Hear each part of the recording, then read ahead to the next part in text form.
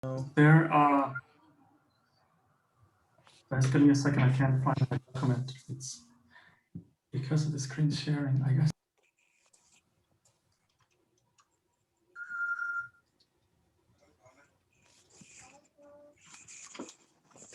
Is there a way not to screen share at this point? Let me see. Sides by side speaker. If you press escape, you may be able to get out of the full screen mode. Yeah, somehow. Yes, thank you. Fantastic. Yeah, and we're live now.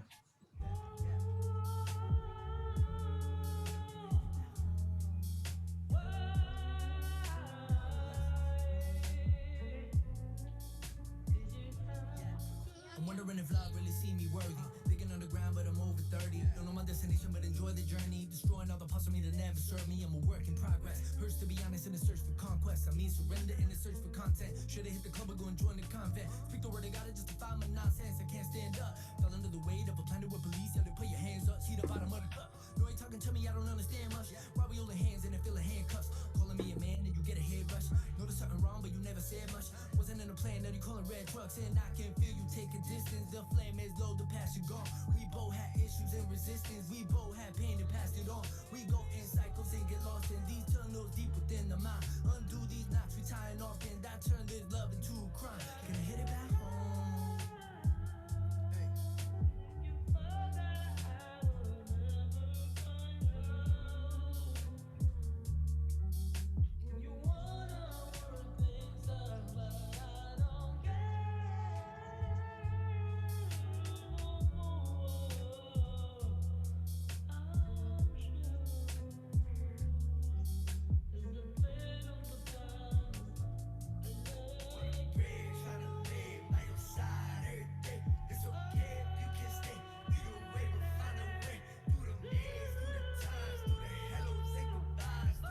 We're going to start very shortly, so just be patient for another couple of minutes. Thanks everyone for joining, and we'll see you in about 2 minutes.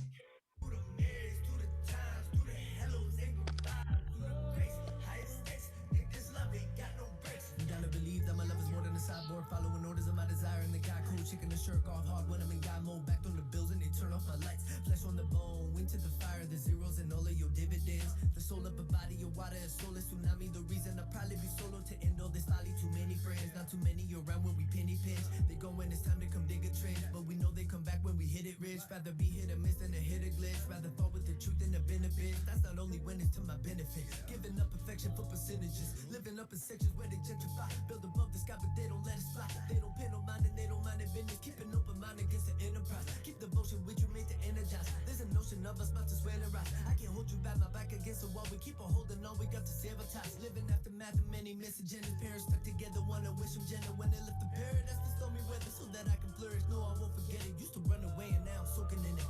Fresh out the box with the broken English. Goal is in fact to destroy the image. Yeah, let your boy replenish. Convalescence.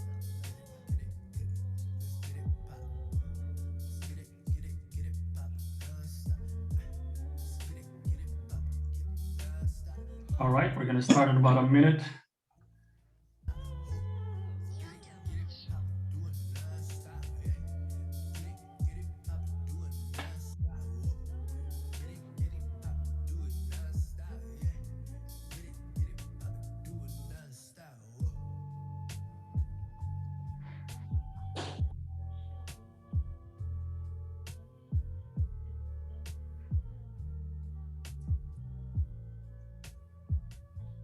All right.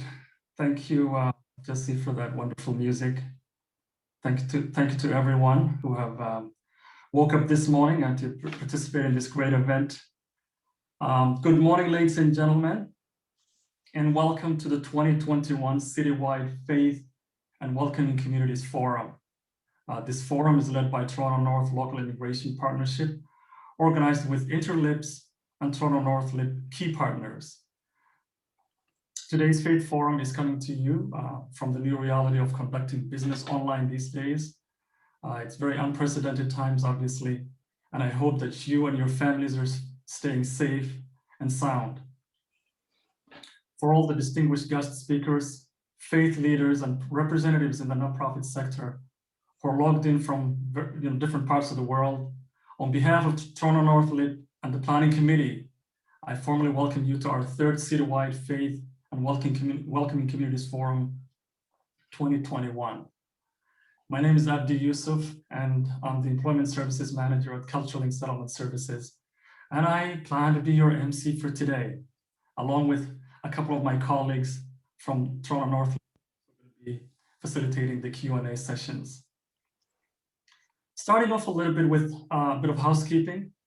Obviously, we're all exhausted from online, too many screens these days. If you can still, please stay muted. If you're not speaking, if you could stay muted, that would be really great. There's going to be Q&A sessions, opportunity for you to ask questions. So you can use the Q&A, I think a little bit in the bottom. My hand is all right. At some point later on to ask questions, you can submit them anonymously as well. Panelists will answer the questions during the Q&A sessions. We have facilitators monitoring the questions who will relay them to the presenters at some point. We also have the chat line available for your comments or reflections. So please feel free to say your name or your organization in the chat line and share a bit of a conversations. We'll also have evaluation form at the end of the session for you to sort of fill out and improve the particulars of this forum. And just for your own disclosure as well, this session is being recorded so that we can share the recordings and the information that we gather today with our participants. All right. So if everybody's ready, excellent.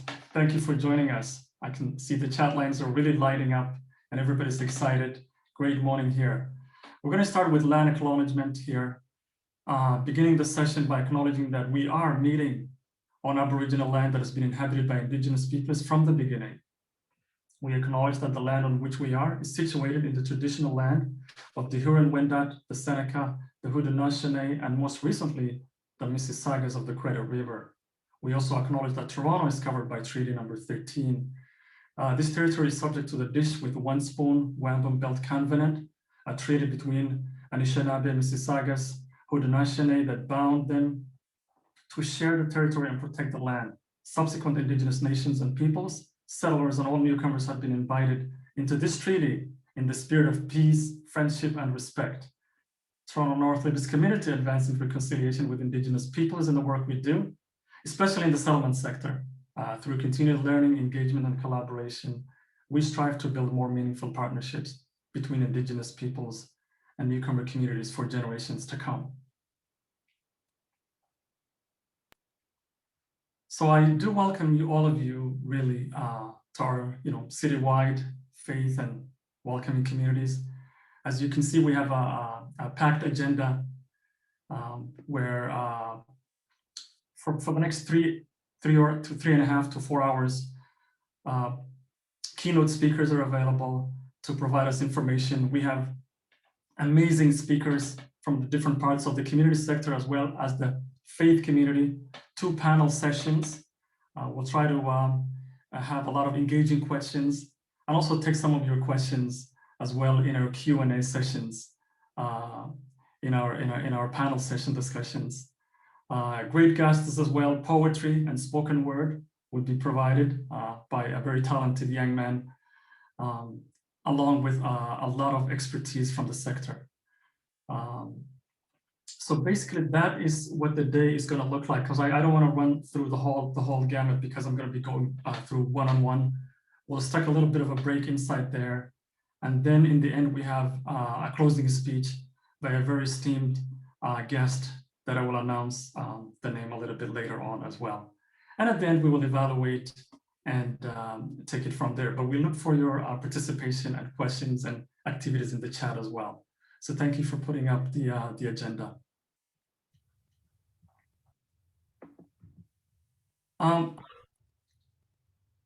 Our theme for this session is building resilience and adapting to changing times through collaboration with a particular focus on food security. So you're going to hear that statement more and more today.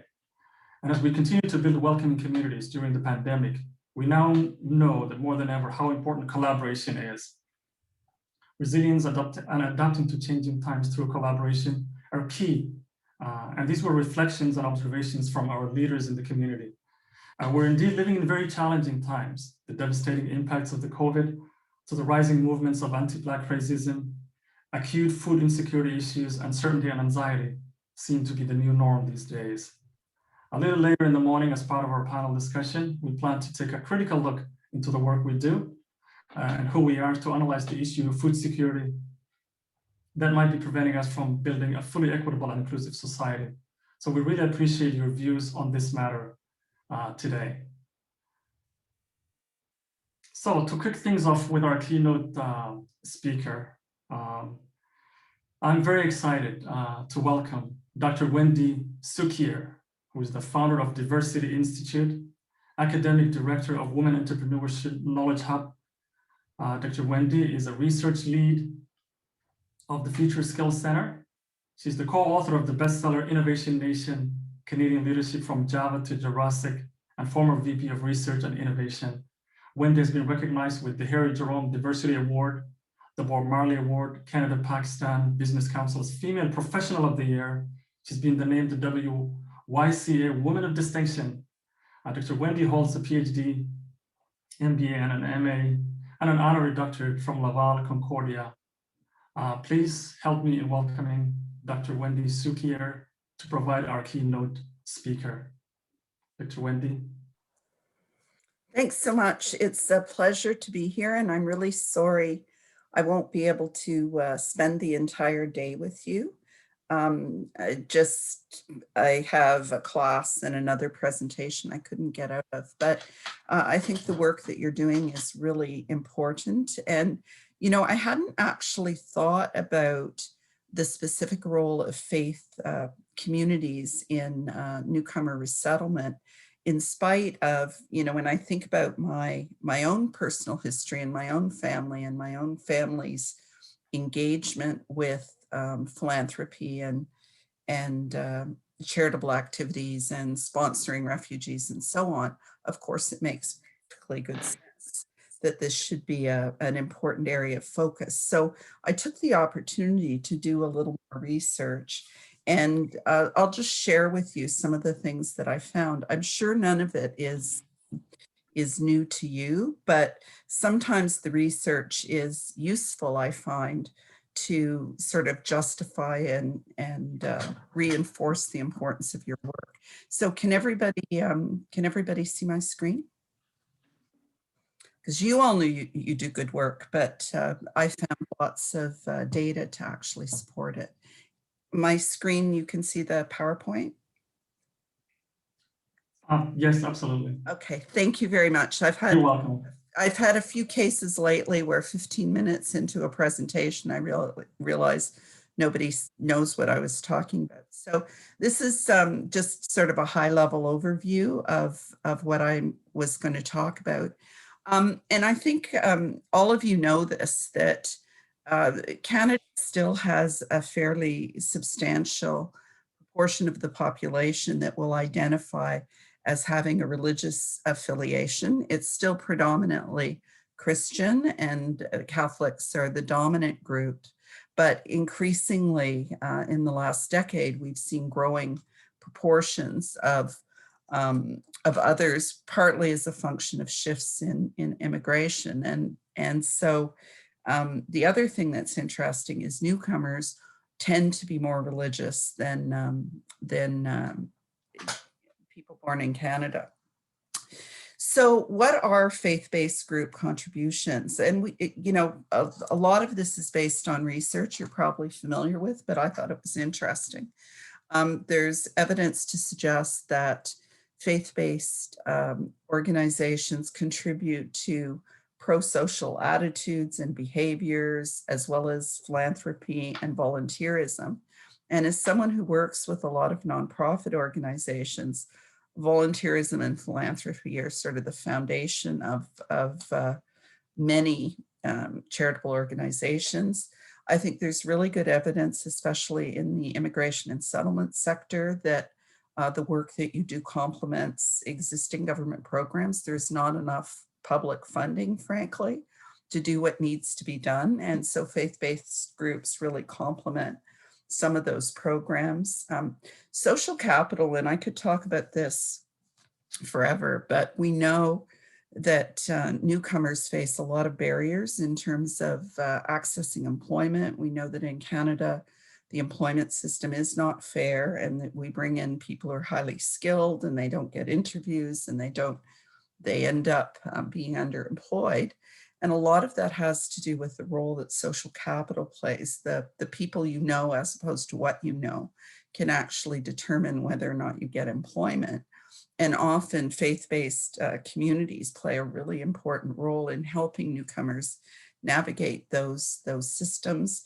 And there's also, in my experience, evidence that suggests that there are links between faith and resilience and survival. And some of this comes from research dating back to looking at Holocaust survivors and those who made it and those who didn't, and those who ended up with severe mental health issues and those who were able to adapt.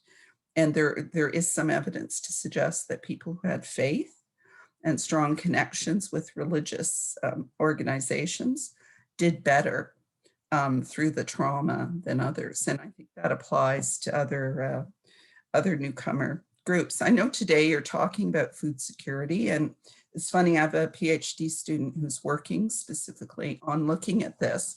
And you Google food security and faith-based groups, and there are at least 34 that are specifically engaged in different activities.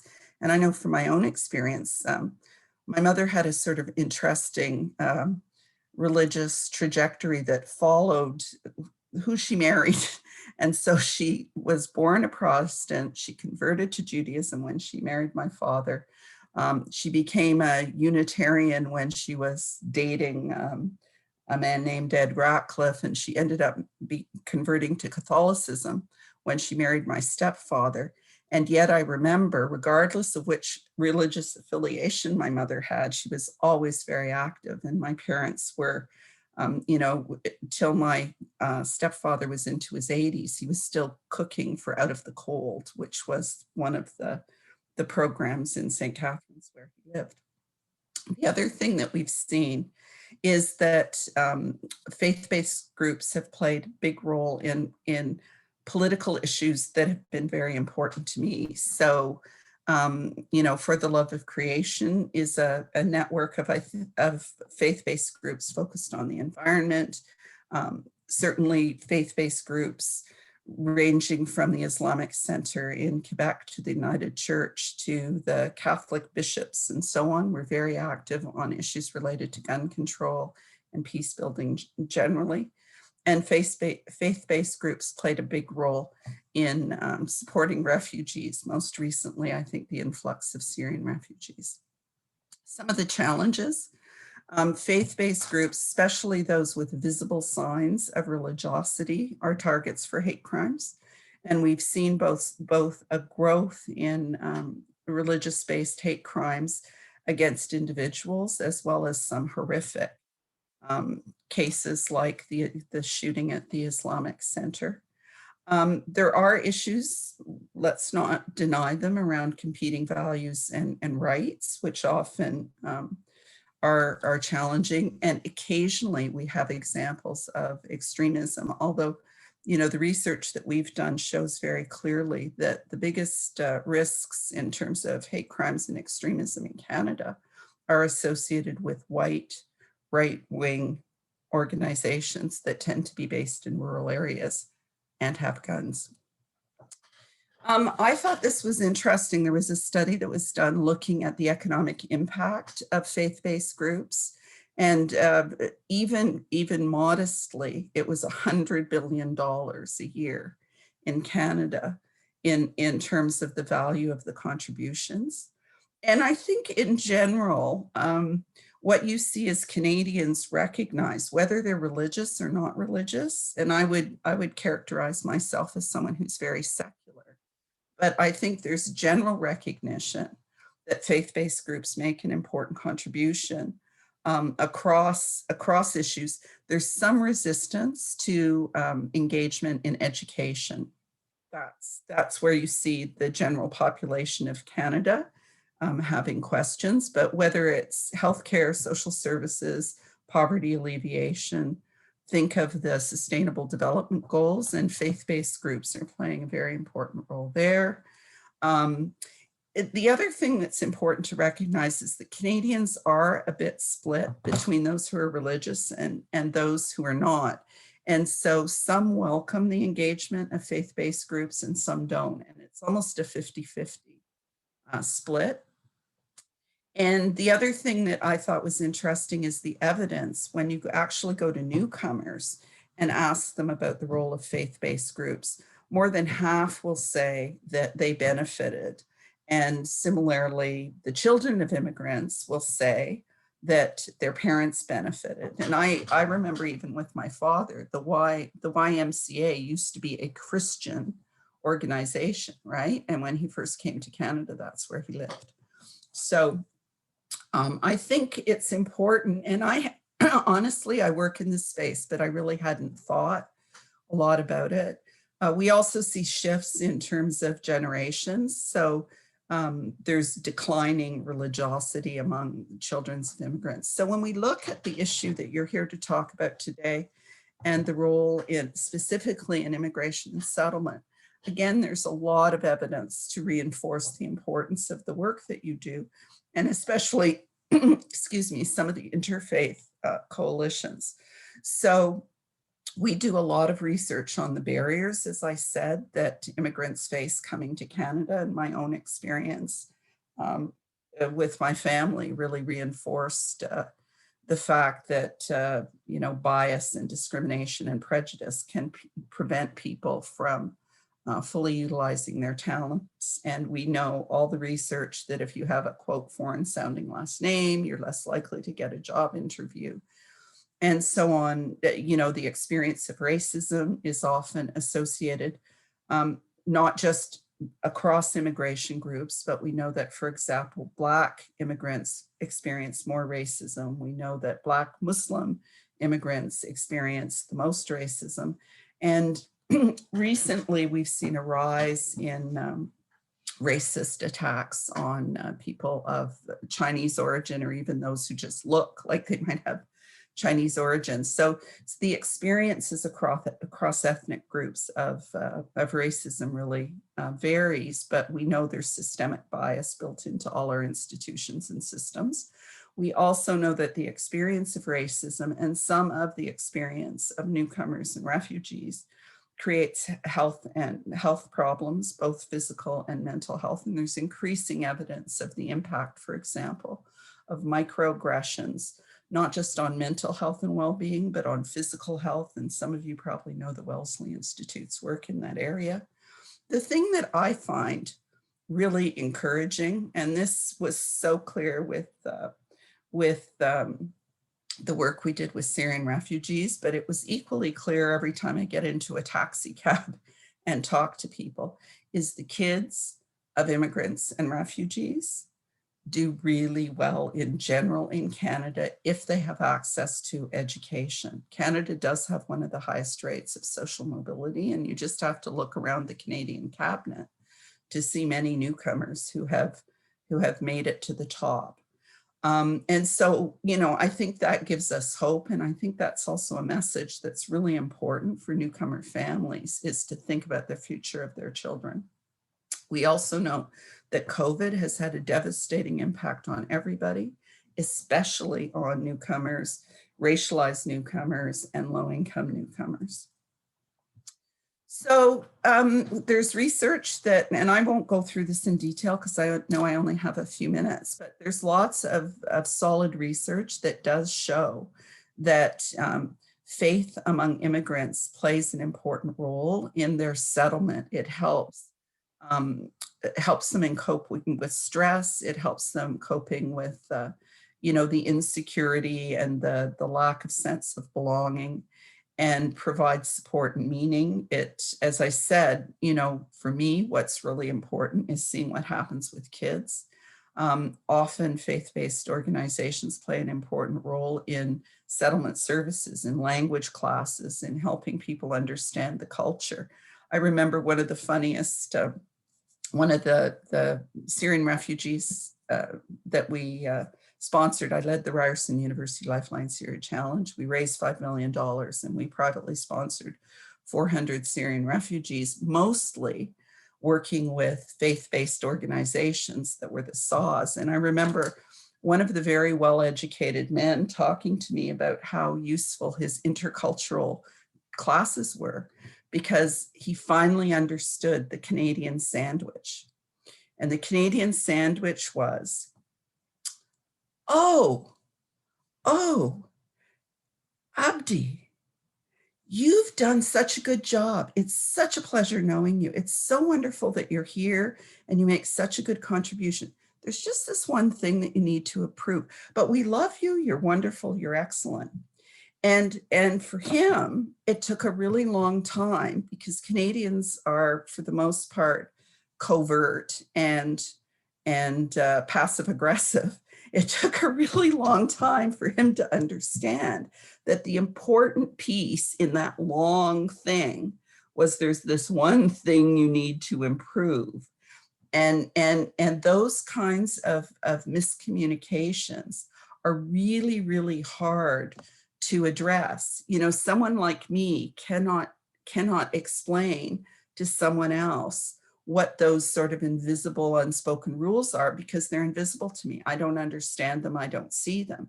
And that's where having people who can bridge, who can explain, who can interpret, who can help navigate becomes so essential in newcomer success. The other thing that we know is important is volunteer experience can actually translate into work experience, because if you work as a volunteer, you start to understand more about how things work and so on, and you meet new people. And so there's tons of examples. And, you know, Sajjad, who has 2 J's in his name, not one, would probably be horrified to be singled out. But I saw so clearly the role of philanthropy, not just to support other Muslims, but to support anybody across the spectrum.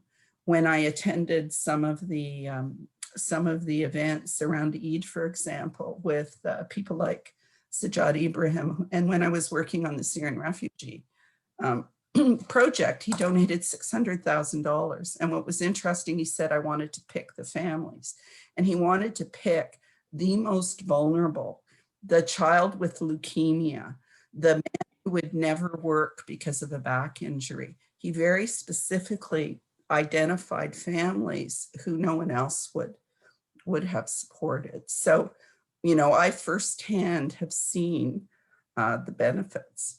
And there's other research that's done case studies on specific communities and specific initiatives across the country. And, you know, there's lots of evidence from newcomers themselves on how important all of this is. So I think where some of the opportunities lie is in some of the partnerships, both among faith organizations, and we saw that with the Syrian refugees, with a mosque and a synagogue coming together.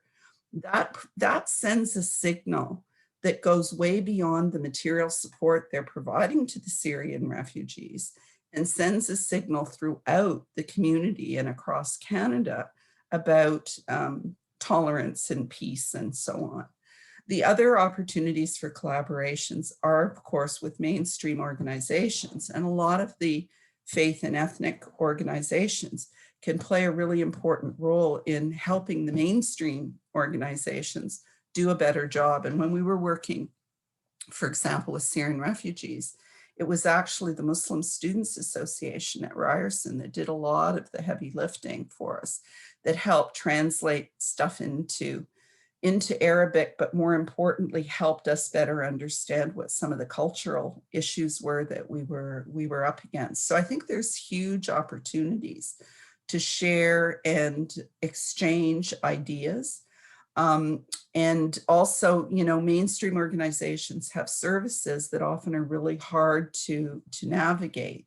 And that's true with COVID relief, for example. So having religious organizations help with those interfaces with government services, massively important. And then, of course, we rely on a lot of these partnerships for research and data collection. Hugely important to us in the work we did on the Syrian refugees.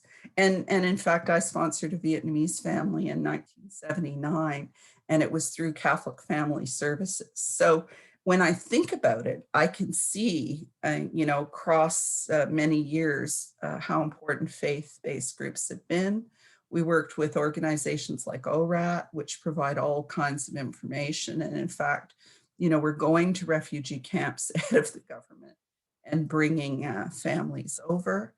Mobilizing students and youth. If I say anything, one of the things I really wanted to emphasize is the importance of mobilizing youth to help with resettlement through faith-based organizations. And I know with many, as you know, the evidence shows, with the aging population, sometimes we see youth are much less religious in a traditional sense, but my experience has been they can be very activist when it comes to social engagement. So really focusing on ways to engage young people unleashes massive resources. And while they may not be the traditional philanthropists giving 10% of their income to the mosque or the church, they can do lots of really important things. And we saw them as absolutely critical with the Syrian refugees.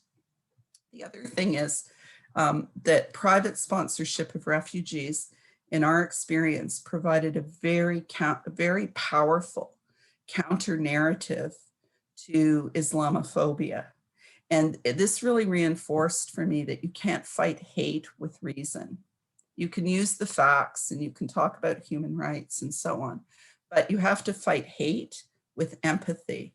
And the engagement of faith-based groups around the sponsorship of Syrian refugees had a profound insulating effect, I would argue, on many communities, even small, rural, incredibly white communities that had never seen anyone with a hijab before, suddenly embraced Syrian refugees, and that was incredibly powerful. And there's lots of evidence to show that privately sponsored refugees do better than government-sponsored refugees. I'd like us to extend those principles of sponsorship to all newcomers, whether they're refugees or not, because I think the benefits are very clear in terms of providing support and also really shifting the narrative. So for me, you know, churches and places of worship are fundamental to improving the newcomer experience. But even more importantly, they're fundamental to shifting the narrative around newcomers and to make sure that Canada, you know, when it says diversity is our strength, it really means it. Thank you very much. Oh, thank you so much, Dr. Wendy. It's quite really eye-opening and very hopeful message there. But there's more to come in terms of question and answers that my colleague Rola, if you're here and if there are questions from the audience at this point to Dr. Wendy, Rola, please go ahead and field those questions. Thank you, Abdi. I don't have questions, but I encourage everyone to please write your questions either in the chat box or in the question and answer box for Dr. Wendy. Thank you so much, Dr. Wendy. It was such an insightful and informative presentation. We worked hard with Syrian refugees 5 years ago with Toronto NewComers and other service providers in the community. And we worked closely with faith groups, and this forum has been happening for years now. And we value and appreciate the partnership, and we see the results from the collaboration between faith groups and service providers, not only in assisting newcomers in settlements, in helping the community at large. So please, okay, I think I have one question. So how would you advise communicating with people who are not welcoming to newcomers and are religious? Such a good question. Well, I think that part of it is really engaging faith-based leaders. I mean, we saw the Pope just visited Iraq, right, in an effort to encourage more rapprochement. And I think so, engaging leaders and in, you know, because the lack of tolerance is characteristic of some groups more than others. So I think making sure that we try to reach them out, and regardless of what their fundamental values are, tolerance and respect for human life are one of the foundations of just about every religion that you can imagine. So I think that's one thing. As I said, I think that a lot of people hate people they don't know. It's a lot easier to hate someone you've never met, you've never had dinner with. And I think a lot of the work that's done to bring people together makes a difference. You know, one of the families they had, I think there was 14 people, and the only place we could find them a big enough house and support, I think the daughter was hearing impaired, was in Picton, you know, in Belleville. And they were horrified, like as they were driving down the highway for 2 hours, it was take us back to Toronto, take us back to Toronto. They went to Picton, and very white. As I said, I'm sure they never saw anyone with a hijab before. We actually had to protect the family because too many people in the community were showing up at their door with meatloaves and food and welcoming. They were overly welcoming. They were intrusively welcoming. And for me, that was one of the best examples of how lack of familiarity, lack of exposure is really what causes problems. And what's interesting is that particular family bought a local fishing business eventually, took it over, and maintain jobs for the local community. And I'm sure the same thing is true of Peace by Chocolate in Antigonish, Nova Scotia, where, you know, there probably were very few Muslims who lived there. But once the community got to know the family, and once the family started really contributing, it made a big difference. So I think those are the only two things. You need religious leaders speaking clearly about these issues, and then you need to try to create opportunities for people to engage and meet in safe places, because I think that makes all the difference in the world. Great, thank you so much. And I know we have shared so many success stories by refugees in the previous forums. I have another question. Many social service agencies have historical roots in faith groups, but have evolved into secular organizations. For example, Fred Victor. Anything to use from such history, or should we just move on?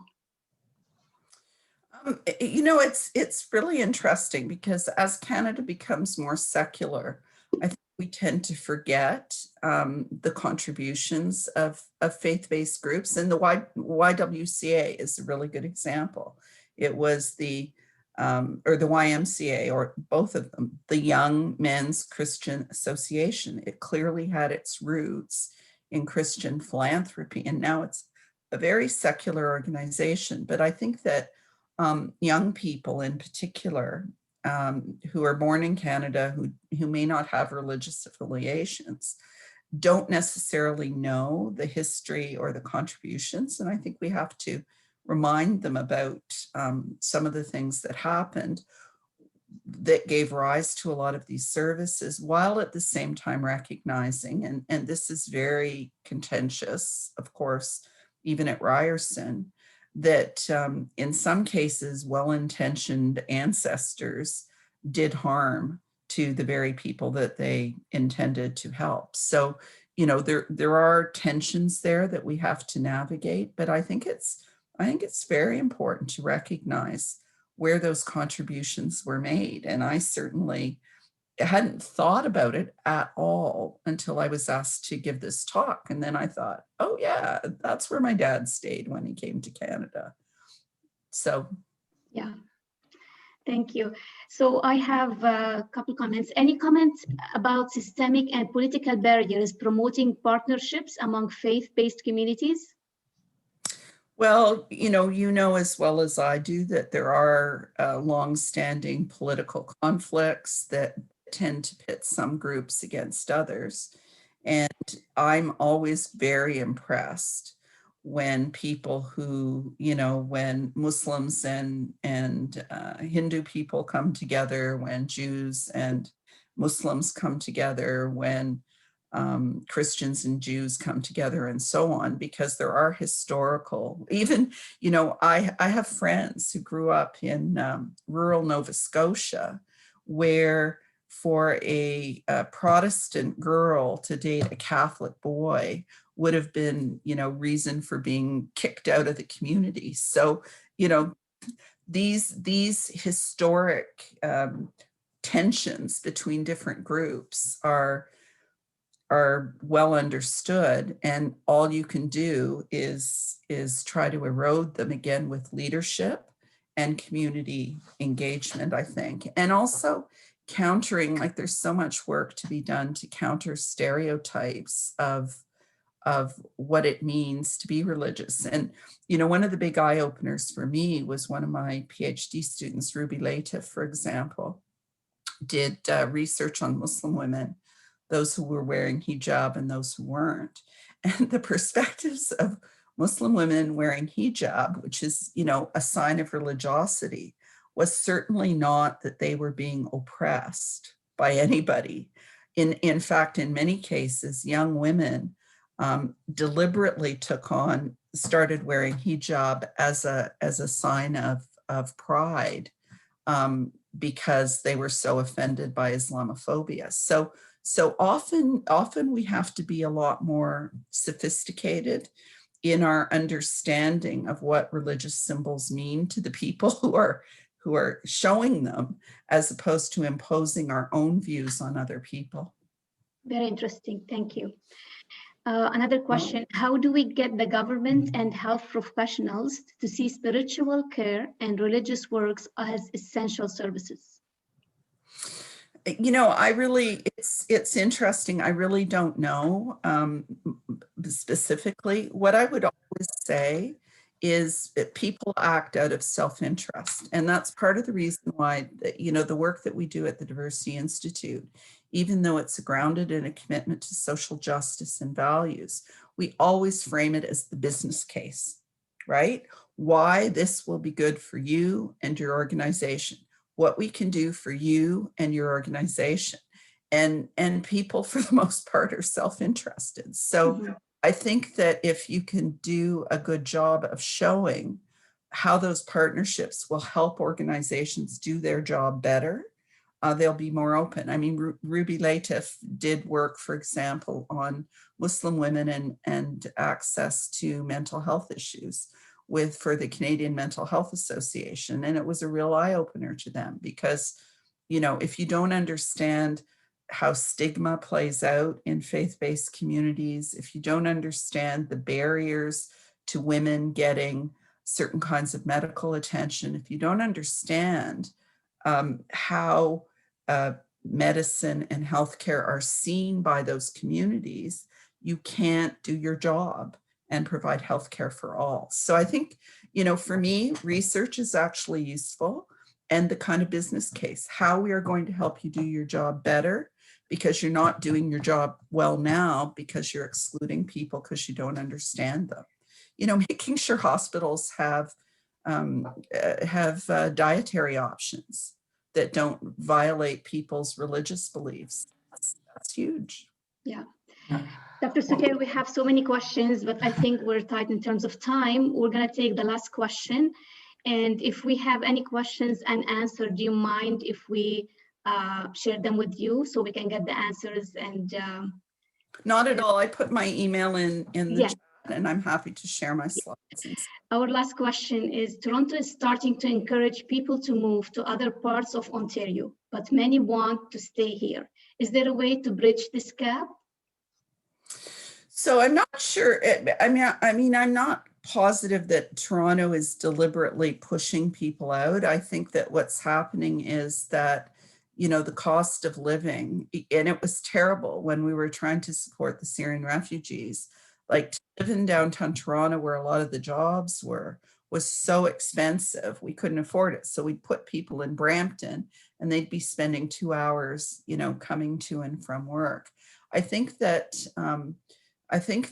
one of the things that, you know, I have a house in St. Catharines, and I do think that we need to do a lot better work in smaller communities and helping them understand what the opportunities are that they can offer newcomers. Like until recently in St. Catharines, you could buy a house for $250,000. It's an hour and 20 minutes from High Park to my house in St. Catharines, right? Niagara Falls. I love Niagara Falls, great community.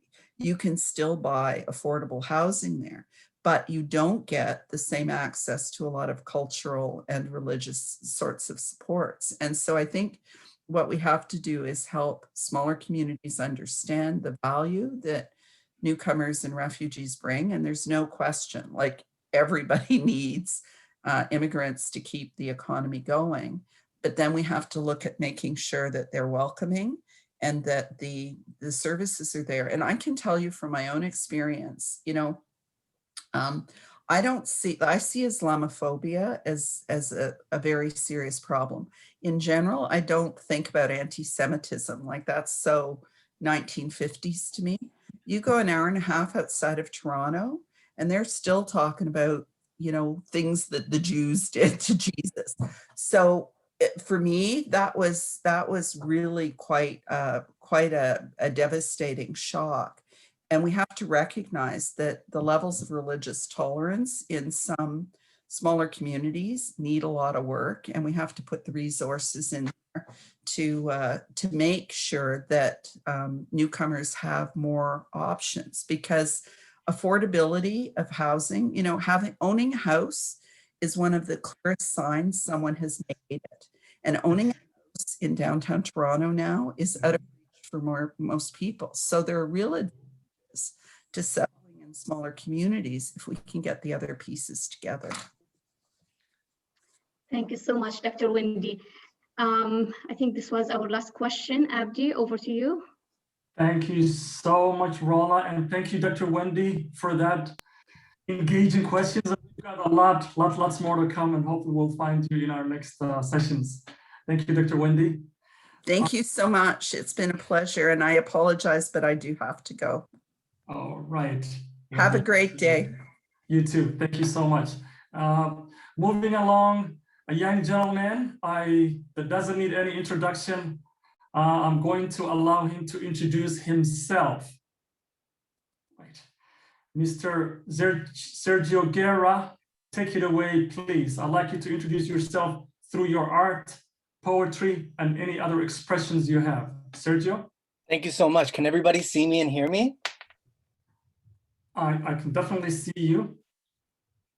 Yes, okay, great. Yeah. And then you can hear me. Good morning, everybody. My name is Sergio Guerra. Checo Salam. This morning, you know, I was running through my poems and the words felt heavy for the morning, right? But when I was thinking about it, like the nature of the work that we do has so much to do with, you know, the getting under the skin of migration, dealing with all those, you know, gaps, whether it be in service or in language, you know, the things that we speak about and don't speak about. And I remember that, you know, everybody here who does that work kind of has to deal with that, so you guys are going to be okay this morning. Yeah, thank you for having me again. It's a pleasure. I'll just get right into it. This first poem I have is called Holding Space. I've been marked by the ritual of migration. It's written on my face. If you look through my window, you'll taste the equator in my mouth. Can you tell I'm tired? I've said goodbye to people who could never leave my chest. I've forgotten memories that reappear as chest pains and bad habits, found traces of trauma in my body that I can tell are not mine, but are mine now. They say migration is leaving everything behind, but it feels more like taking every single last thing with you, no dispossession left behind. Each sacrifice, desire, untold story, open secret, shameful tie, regrettable action, unsung victory, unsurvivable massacres, tucked gently under the hood of my first winter jacket. I've been marked by the ritual of exodus. I translate any and all miscommunication. The unrequited love of being uprooted has me radicalizing, can you tell? The wound of my forced migration shows no sign of closing, stretching. Every time I try to be a real human boy, I gotta prove I'm alive with a death certificate. I am marked by a wound that has outgrown itself, a scar turned inside out. Flesh, fear, and steel became uniform, rust and blood became fashion. I wore it to school every day. Adorn my injuries with false gratitude of having to work twice as hard for half the pay, 3 times more likely to end up innocent and dead. I'm a necessary hazard. When people arrived, when we arrived, police wrapped yellow tape around us. Without my illegality, there is no border. Without my wounded knees and elbows, there is no security. Without my poverty, there is no prosperity, yet and still I put on the suit, trying to fit in spaces that erase me with respectability. Methodically churning my personhood into ghost, an untouchable object of desire, a necessary distortion of my forced migration that shows no sign of receding. Can you tell? I'm wired. The violence painted on my body makes me visible.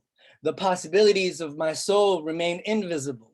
The totality of my immigrantness stays indivisible, a boundary item to my sense of belonging. So what if they turn me to stone? At least I'm legal on paper. I promise I'm still naked inside. I'm just scared. It's raining shame. And I can only manage to speak my truth in broken English.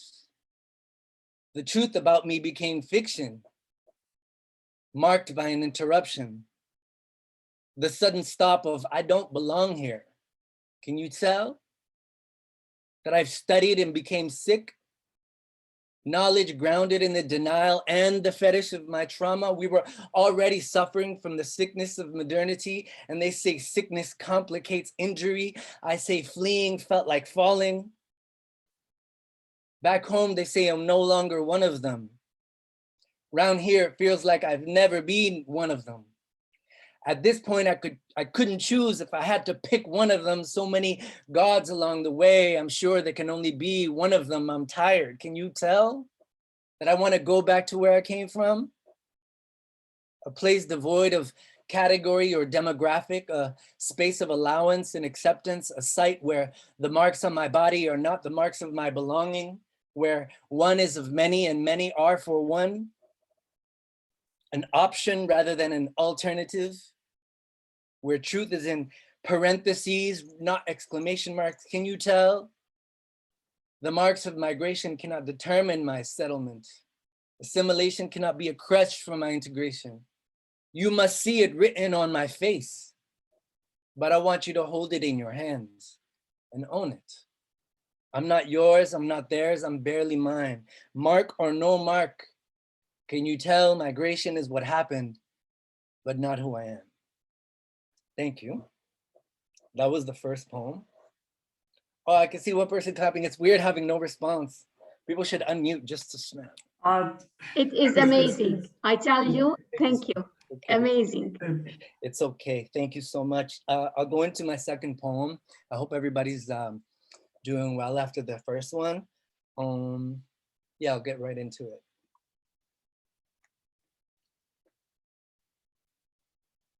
We were dictators long before we knew it. Artists trying to become God before God, the artist before the artist, the great artist that created the artist, claiming our lineage and prophets when even the devil disowned our backs. Listen to how we stretch violin strings to split inner city murals. Listen to how we still kill to graffiti our thoughts on the invisible walls of segregation. Graves dug into love letters, bullets become body bags, truth dying in unwanted corners of fatherless homes. In cities we sought to resurrect, prayer and song heal what medicine can't, and we know it hasn't always been like this. But until the tyranny of Rome disintegrates into bones, we will always find truth, even in its ugliest form. The need to listen to epigraphs of false newspaper propaganda printed on non-white human skin for cheaper than recycled paper. Each generation born with a casket of liberty on their shoulders, so rise with the burden of every sunshine.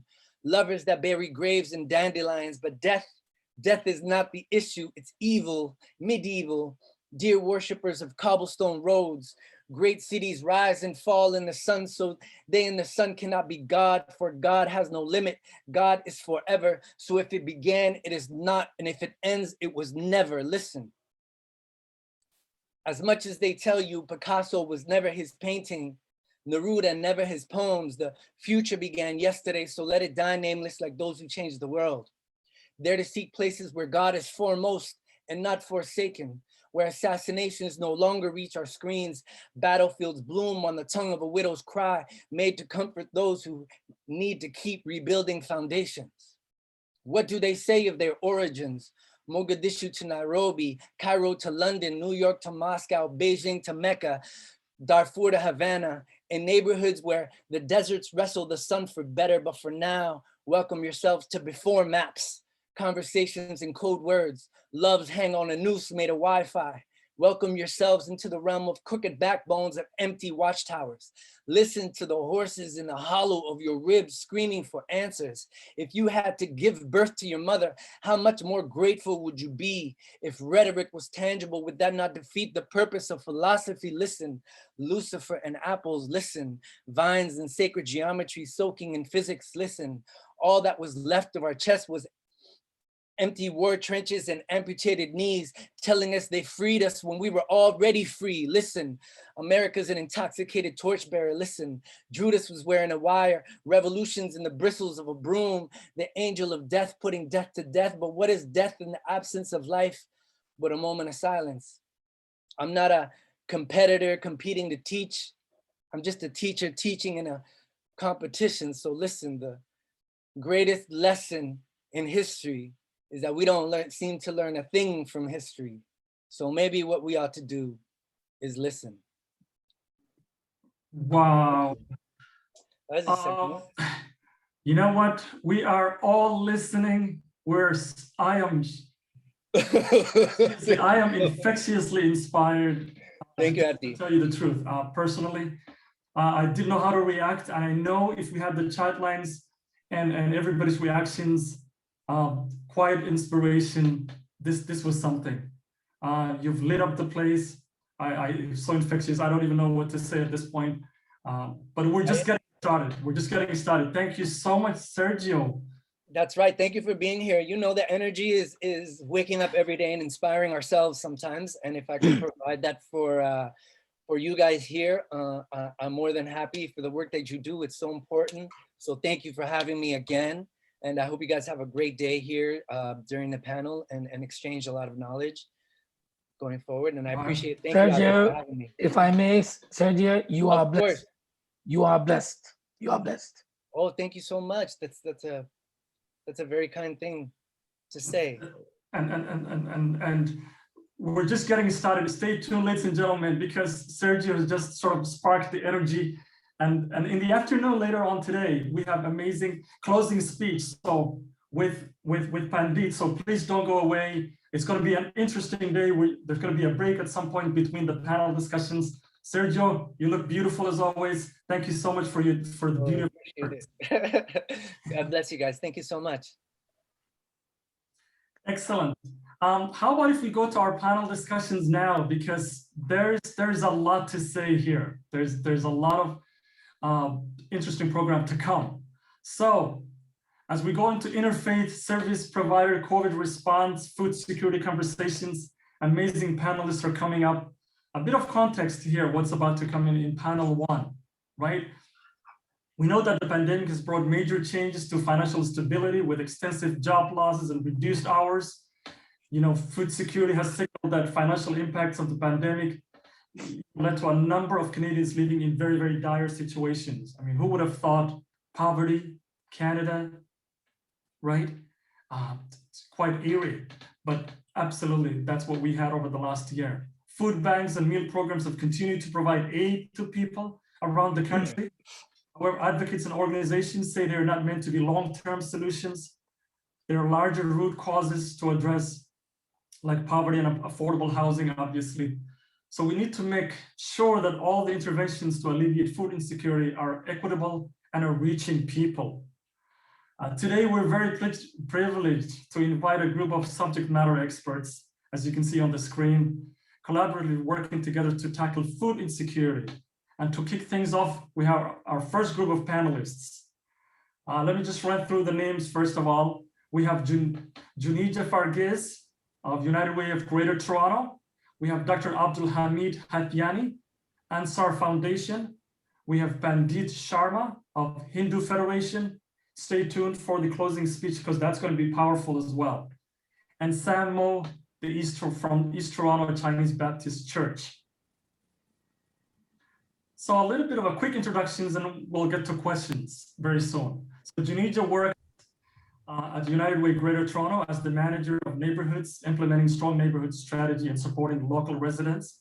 Part of the pandemic response to food insecurity, Junija has also been working alongside local government and partners on the emergency food access teams in Toronto and York region. Junija has been part of the Toronto Food Policies Council and currently sits on the Peel Food Action Council. Next, we have, so actually before I go to, let me just go with the introductions first, and then we'll come back to Junija. Dr. Abdul Hamid Hatiani, a global consultant on workforce development, adult education, and community development. He holds a PhD from the University of Toronto and completed his master's in immigration and settlement studies from Ryerson University. Dr. Hatiani has 30 years of experience in social services sector and works with community-based organizations. He's the director of programs for Ansar Foundation. Next, we have Pandit Robinath Sharma. He's the founder and spiritual leader of Mississauga's Ram Mandir Hindu temple. He attends to religious and social matters for a community of over 4,000 families from the region of Peel and surrounding areas. Pandit Robinath Sharma is also the founder of Canada Hindu Heritage Center, which focuses on addressing social, economical, cultural, and recreational needs of the Hindu community. Pandit has received many community awards. He's a recipient of the Queen Elizabeth Diamond Jubilee Medal. He's the president of the Hindu Federation, president of the Canadian Multi-Faith Federation, and president of Canada's Hindu Heritage Center. And next, we have Sam Mo, who is a community outreach pastor at East Toronto Chinese Baptist Church in partnership with Youth Unlimited. He plays a leadership role at ETCBC and in Victoria Village community, especially at the Victoria Park Hub, where he runs a community youth group called the Hubsters. Born and raised in Ottawa, Sam completed his undergraduate studies in electrical engineering at Queen's University, working in IT for 6 years and graduating from Tyndale with a Master's of Divinity in Pastoral Studies. So those are our panelists. And the process here is that everyone takes about 5 minutes to provide sort of an introduction. And starting with Junija, I'd like to welcome Junija at this point. Please put your hands together for Junija and take it away, Junija, please. Thanks, Abdi, for that introduction, and I thank you all for this opportunity to be part of the conversation today. It's kind of hard to follow Sergio and Dr. Sukir, but I'll get right into it. For those of you who are not familiar with the work of United Way, we invest in and work alongside a network of over 250 community service agencies across Peel, Toronto, and New York region, and who are committed to fighting poverty in our communities daily. And we know that populations that are more likely to live in poverty are also more likely to be food insecure, and overrepresented in this are a number of equity-seeking groups, including newcomers who are at a higher risk of experiencing poverty compared to the general population because of the barriers to their settlement and integration, such as language, discrimination in the labor market, and limited social connections and networks. So we at United Way, we recognize that in order to address food insecurity, it is important to balance the food interventions or the programs with a broad range of solutions that help communities to fight poverty and bridge that income inequality, which are some of the kind of the primary determinants of food insecurity. And many of the programs that we fund move beyond immediate hunger relief towards engaging and enabling communities towards long-term food security. So, for example, a couple of our agencies support community building capacity and facilitating opportunities for growing and producing food.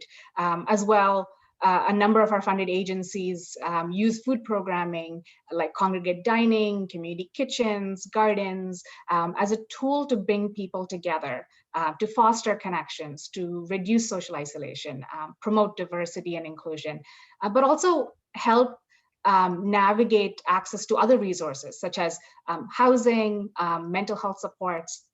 And given this intricate link between poverty and food insecurity, we invest in programs that increase access to income supports as well as economic opportunities. But of course, the sector has had to change how these programs are being delivered in light of the pandemic, while ensuring that the intended impact is still being achieved.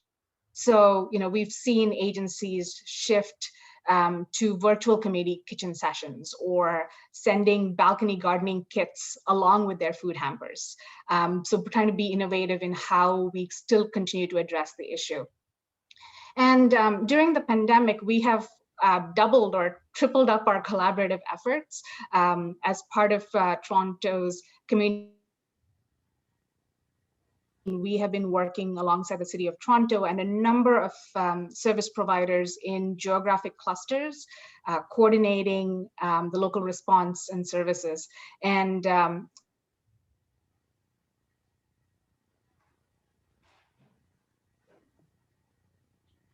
Okay, that's okay, Junija. I think we have a little bit of an audio glitch there. Junija, are you still there? It's not just audio. She's frozen. Her network is dropped. I see. Thank you so much for that comment. We'll just give her maybe a second or two if the network comes back. If not, we'll move on to the. It has acted. Okay. Oh, did I get cut off? There was a little bit of a delay, but please go ahead, Junija. Okay, so I was just sharing about the photos in my slide. I'm sorry about any kind of internet connection there. So in the top left photo is one of our multi-service agencies located in East Scarborough, and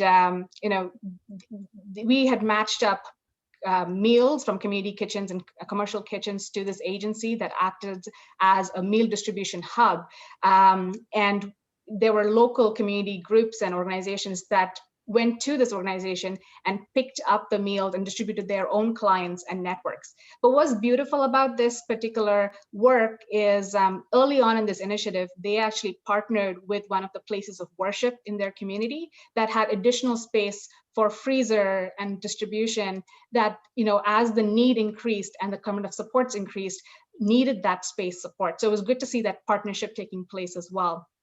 On the next photo, I just wanted to kind of show that obviously there's an increasing need for fresh produce as well as for culturally appropriate meals that has been continuing to see a rise during this pandemic. And some of our supported agencies have been working with local ethnic grocery stores and restaurants to ensure that cultural produce, including other kinds of dietary preferences, including halal and kosher meals, were being made available to community members, particularly where there's a high newcomer immigrant or low-income population. And right below that, the photo that you see is from our northwest part of the city, where community organizations have come together along with a number of community groups to coordinate the services, so including food and a whole range of other services. And what they've been doing is to look at, which buildings are getting supports, which buildings are not, which parts of the community are not, who can step in to meet some of those gaps, to ensure that everybody who has a need is not being missed out. And finally, the picture on the bottom left, obviously taken before the pandemic, but I wanted to kind of share that it's one of the community gardens supported by agencies in northeast of Toronto. It's because I just didn't have a picture to show about there are some neighborhood stakeholder food tables that are taking place in a number of communities in Toronto that bring together a range of stakeholders, including schools, community health centers, faith groups, newcomer organizations, community organizations to together collectively drive food security solutions in their local communities. And so I'll end with this to say that food security is not a new issue. It has been before the pandemic, and there's no doubt it will continue well into the recovery. But there is an opportunity to coordinate our efforts and leverage each other's strengths to best meet the needs in our community as we continue on this journey forward. I'll end there, Happy. Thank you so much, Janija. Much appreciated. Next up, Dr. Abdulhamid Hathiani, take it away. I'm trying to limit people to 5 minutes, but it's your time, Dr. Abdulhamid. Welcome, please. Let me start with the universal greetings of peace. Assalamu alaikum. May God's peace and blessings be on each and every one of you. Prior to the pandemic, 4.5 million Canadians experienced food insecurity, and with COVID-19, the numbers have gone up significantly. A recent report by Community Food Centers of Canada identified that as a result of inadequate or insecure access to food, almost 80% of the respondents to the research had been impacted both in their physical as well as mental health. According to the Universal Declaration of Human Rights and the Convention of Rights of the Child, food is a human right, and Canada is a signatory to these international agreements. The question, therefore, is, are we doing enough to meet our obligations? We all have a role to play in this, and I would like to thank and commend the North Toronto Local Immigration Partnership for organizing this event and inviting me to be a speaker. For Muslims, zakah means charity of wealth or poor due, is one of the 5 obligatory pillars of Islam. Its application is to alleviate poverty, protect the poor, and mitigate other difficult situations. There's another Islamic concept known as sadaqah, or charity in general, which in a wider sense includes all types of help to people of all backgrounds. Based on these principles, Ansar Foundation, established in 2003, aims to serve individuals of all backgrounds. Its objective is to address poverty, homelessness, food security, and social justice. Along with many other programs, Ansar Foundation has been supporting 100 families every month through its Adopt a Family initiative in collaboration with Friends of Thorncliffe Group. The hampers are delivered to the homes of those in need in confidence, so the families can receive the support without losing their dignity or having to struggle with transportation during this cold weather. Ansar Foundation also continues to have Feed the Homeless program since its inception, where they deliver prepared meals to those who are homeless on the streets of downtown Toronto. For 7 years, Ansar Foundation partnered with Flemington Park Anglican Ministry and other organizations to run the Flemington Food Bank. I'm aware of many other Muslim organizations that are partnering and collaborating on food security during these difficult times. To mention just a few, the Good Neighborhood Project, or the Good Neighbor Project, initiated by a group of Muslims around the pandemic, has made over 7,000 deliveries and helped over 4,000 individuals. The Canadian Muslim Task Force works closely with the Churches on the Hill, the Daily Bread Food Bank, and the Mississauga Food Bank. The Muslim Welfare Center has monthly lunch programs in Regent Park and with Taibu Center in Malvern, as well as supply breakfast to more than 25 TDSB schools. The Jaffrey Muslim community in Richmond Hill works closely with the Jewish and Christian organizations to serve the local community. As you're aware, unemployment, poverty, and food insecurity have grown at an alarming rate during the COVID-19. Compounded by many other factors, it has impacted immigrants and people of color significantly more. There are many in Toronto who have no place to call home, nor a morsel to nourish their bodies. In our beautiful and comparatively rich city of Toronto, this should not be acceptable. Regardless of their culture, ethnicity, or religious group, if one person sleeps on the streets, under a bridge, or in a park at night, it should concern all of us. If a person does not have enough to feed themselves or their family, whether it is in Scarborough, downtown, or Etobicoke, we all should feel the hunger. If a child goes to school with no breakfast, we all should feel the pain. Food banks, which started in the early 80s as a temporary measure, have now become a permanent feature in the community. They are a tremendous help, but not a permanent solution to food security. This issue has to be seriously and consciously addressed. The task ahead is enormous. It can only be achieved if there is the will, the commitment, and a concerted effort from the government, the community, businesses, and each one of us working together. Many of us here have taken small little steps, but there is much that needs to be accomplished. We have a long road ahead of us. It's a journey of shared responsibilities, and we as individuals and organizations are in it together. Collectively and collaboratively, we can make a difference, one person, one family at a time. Without it, we will be failing in our moral obligation and civic responsibility. Thank you. Thank you so much, Dr. Abdulhamid Hatiani. And now over to Pandit Rubrat Sharma, President of Hindu Federation. Pandit, please welcome. Thank you very much. Thank you for the organization for inviting me to this very, very meaningful presentation. Listening to our keynote speaker, I was a bit surprised that maybe in our research we discovered the contributions of religious communities when not into being in any way derogatory. The realities are, since the beginning of time and humanity, whether it's a curse or a blessing, all societies have the opportunity to have the underprivileged and the poor. The Hindu culture and belief system and way of life acknowledges that there will be people in need and has always been there to provide meals. There is no Hindu function whereby meals are not there, and they can serve meals 3 times a day. And doesn't matter how small or large, meals, food is a reality and must be given.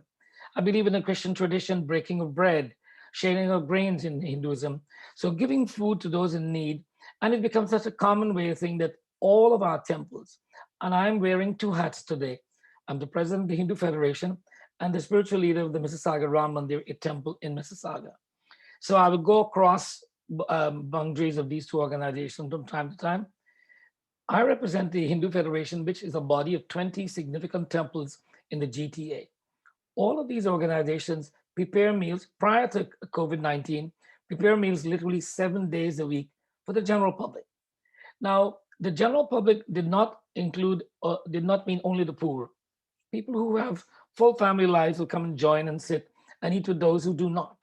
So we never made it a point to identify those are the ones in need and those are the ones who've got it. Everybody sat together in one community and shared a meal as a family. And as such, no one felt out of place.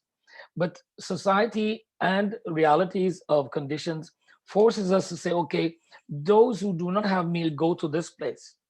And obviously everybody in that line is considered the people who are the underprivileged or not. And that is in the sense a very difficult stigma to carry in one's life, so that you want to line up the food lineup. I remember when I first came to this country and I lost my first job and I had to go to the unemployment line, I felt that was kind of shameful that I have to go line up to ask for help. But the realities are, this is the world we live in. Having said that, the Hindu community in each of these temples are very engaged in food banks. They appeal to their community to provide what is called annidan, grains, given and collected, and then delivered to any food bank in the area. Specifically in Mississauga, we are focused with the Mississauga Food Bank, and we deliver thousands of pounds of food annually. And each temple in its own area continues to do the same thing. At the advent of COVID-19, we saw the need in the community all across the board, especially for students who are in this country, who are foreign students. There was a great demand. We served thousands of meals to these young people and delivered groceries to their home all across the GTA. As the situation became more controllable and these students were given much more support from government and other areas, we then redirected our efforts to our seniors, who became the most vulnerable people because they couldn't go out, they couldn't access any of the services. And over the last 9 months, we've been focusing on delivering meals, cooked meals to seniors across the GTA based upon our resources and our volunteer services. We continue to do this. In that initiative, we realize there are greater needs. Not only do they need food, they need basic household utensils, they need many things, they need to talk to people. So we realize that communication, staying in touch, and providing them a warm meal were things that are very important to us. So having a safe meal and being lonely and not being talked to or no one paying attention to you is like I'm a person much more poor than the other person. I may have all the meals on the table. So we decided to combine the companionship with the meal. And this we found to be very beautiful. People are very thankful for the meal, but they're thankful to have a phone call also. So we're satisfying 2 needs, the social and the physical need for food. Going forward, we embark in relationships outside of the Hindu community and begin to understand what is happening in other communities and how we can connect with the food banks and maybe prepare meals for one day, and not the food bank, the food, where we serve meals. And we prepared meals ourselves and take it to that area and have them share the meals. So we're expanding our capabilities. We work with some of our local restaurants to have them package meals, and we deliver to different areas. During the early stages of the pandemic, our organization, in cooperation with the Canada India Foundation, served over 6,000 meals to frontline workers and the hospitals. And we did this across the GTA. So we realized the need, and these frontline workers were not people who were starving. They were just people who don't get to go home and very likely never get a hot, warm meal when they get home. It was something out of a fridge. So this area of support was also there. Going forward, we see the need to continue to have collaborative effort across the boundaries of religion and faith beliefs, across the boundaries of municipality or government, that whereby we need to coordinate the needs of people and to create the databases that whereby parents can identify, look, I'm a single parent. I am a senior that is a single person. I am a senior that is disabled, and categorize them that whenever this situation occurs, we know number one priority, people in wheelchairs first. Number two priority, mothers who do not have a husband that drives a car, and so on and so on. These categories that are becoming, how do we provide the best service to the people in our community? So there is so much more to talk about. So I would like to stop at this point and thank you all for listening. But I think this is a wonderful initiative and I look forward to being part of it. Thank you. Thank you, Bandit. And I'm sure don't go away because you're giving us the closing speech. Much more to come. Over now to Sam. Sam, take it away. Thank you, Abdi, and thank you everyone, all of my fellow panelists for sharing. You guys have such interesting stories and your organizations are so fascinating. It's really an honor to be on a panel with you. I wanted to share a little bit about the background of how our church got involved in food security. And in order for us to understand this a little bit better, I want us to consider the organization called Meals on Wheels. I know there's many different chapters and Meals on Wheels has been around for a long time. Now, the creators of Meals on Wheels had the problem of how can we give really good home-cooked meals to seniors with mobility issues? And I think that for them, the answer wasn't to just have the seniors come to them because a lot of them had mobility issues. So even if you have these amazing meals, you can't get it to them because they can't come get them. So instead, what they decided to do was to bring the meals to the seniors, to put them on wheels, so to speak. And this is similar to the way that our church decided to reimagine our community outreach over a decade ago. We realized, especially when we started doing more community outreach in the Victoria Village area, that it wasn't that effective to have these super slick programs to attract people to the church. We're not a super slick church anyway. But it was so much more effective instead to say, how can we go into the community and what is going on in the community? How can we partner with what is going on? And so that led us to two really important questions that we asked ourselves. First one is, who are we? And the second one is, what can we offer? So we realized that we aren't experts in community development. We're not experts in food security. We're not experts in a lot of the needs that people have. But we are a group that really cares about the community and we want to be a positive presence and we want to serve the community with the skills that we have. And in terms of what we can offer, I remember we were in a meeting with Working Women Community Center more than 10 years ago. And we were just listening. We wanted to understand what kinds of programs are available in the community. And they said, we have all these programming ideas, but no space. And we said, we don't have any programs, but we have tons of space during the week. No one uses our church during the week. Our church is really busy on weekends, really busy on Sundays, but during the week, it's basically empty. And so this is how this partnership formed with us. And this is how things started with us. And out of that and out of the different connections that we built, we thought, what are some of the other organizations that we can partner with based on who we are and what we can offer? And so we got involved with the Church of St. Jude. It's an Anglican church, and they run a Deacon's Pantry food bank. And they've been doing this for over 25 years. And in non-COVID times where they need lots of volunteers, our staff would go, and people in our congregations who don't work during the day would go in on food bank day to volunteer, not just to give food like Pandit mentioned, but to actually show that we care, to begin to engage in conversations, to understand the needs of the people in the community. We also have a long-standing partnership with Working Women Community Center, and we host with our space during the week, we host their home instruction for parents of preschool youngsters, English literacy learning, English language learning program. I'm terrible with acronyms, so I always forget. And then we also partner with Toronto North Support Services to host their Pathways for Seniors programs, which is a Tamil-speaking newcomer seniors program that gathers in our space. And so these are just ways that we partner with people who are in need in the community, with newcomers and with food security. And for me personally, I thought of, in trying to answer the question of who am I and what can I offer, I spent 6 years in IT before going back to school and then now doing community outreach pastoral work.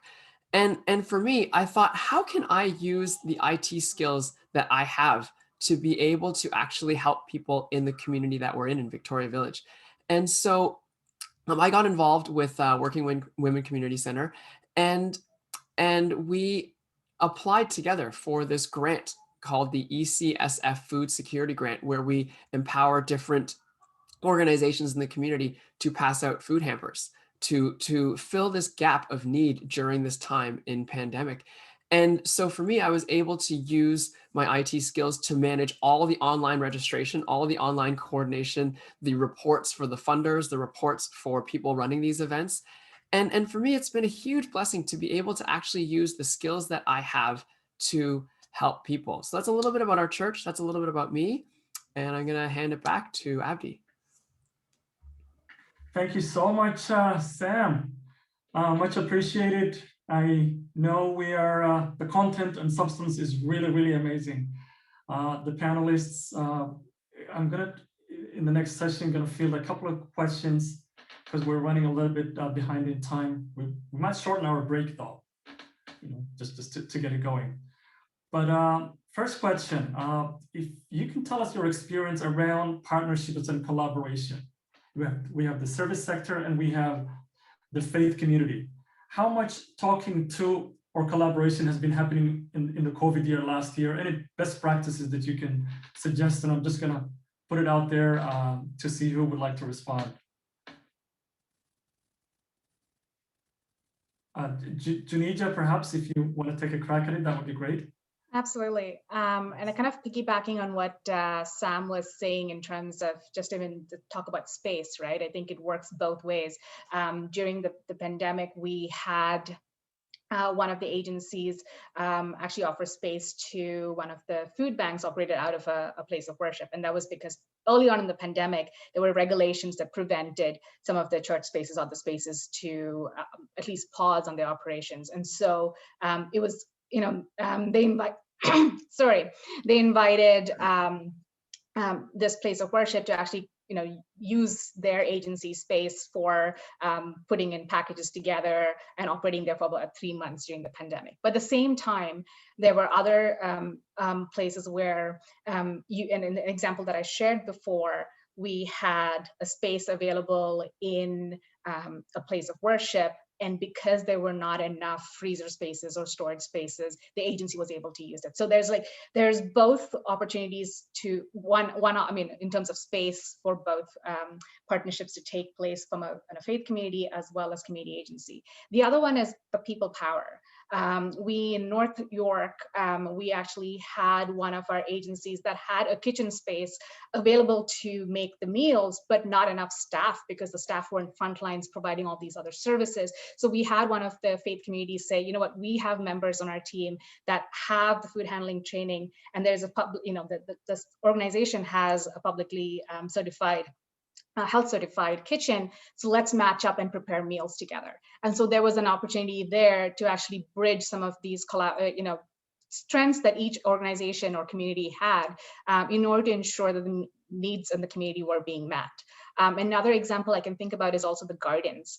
One of our agencies that had a community garden, obviously considered as an essential service later during the pandemic, the faith community actually helped to harvest the produce and then deliver it to the food banks. And this was actually a garden that was maintained by one of the community organizations. So there's some really neat opportunities to partner between faith communities as well as community organizations. But I would also say, I think some of our panelists talked about how some of the immediate needs we can definitely address and bring together, but how are we also thinking about this long-term partnership moving forward? And as I said, there are a number of food working tables now that have been set up. Some of them existing before the pandemic, but have kind of strengthened that partnership and looking at long-term opportunities for how faith communities as well as community organizations can work together. And I would definitely encourage both to be participating at such tables, because you actually look at some of those unique needs in a community, which vary between neighborhoods, but also look at the unique assets in the community to drive things forward. Wow. Thanks a lot. I like to comment on this. We are not engaged in any aggressive way in building relationships with other third-party groups. It is not because we don't want to, or we didn't think it's important. It's just that it didn't occur to us that there are so many out there and we can do these things together.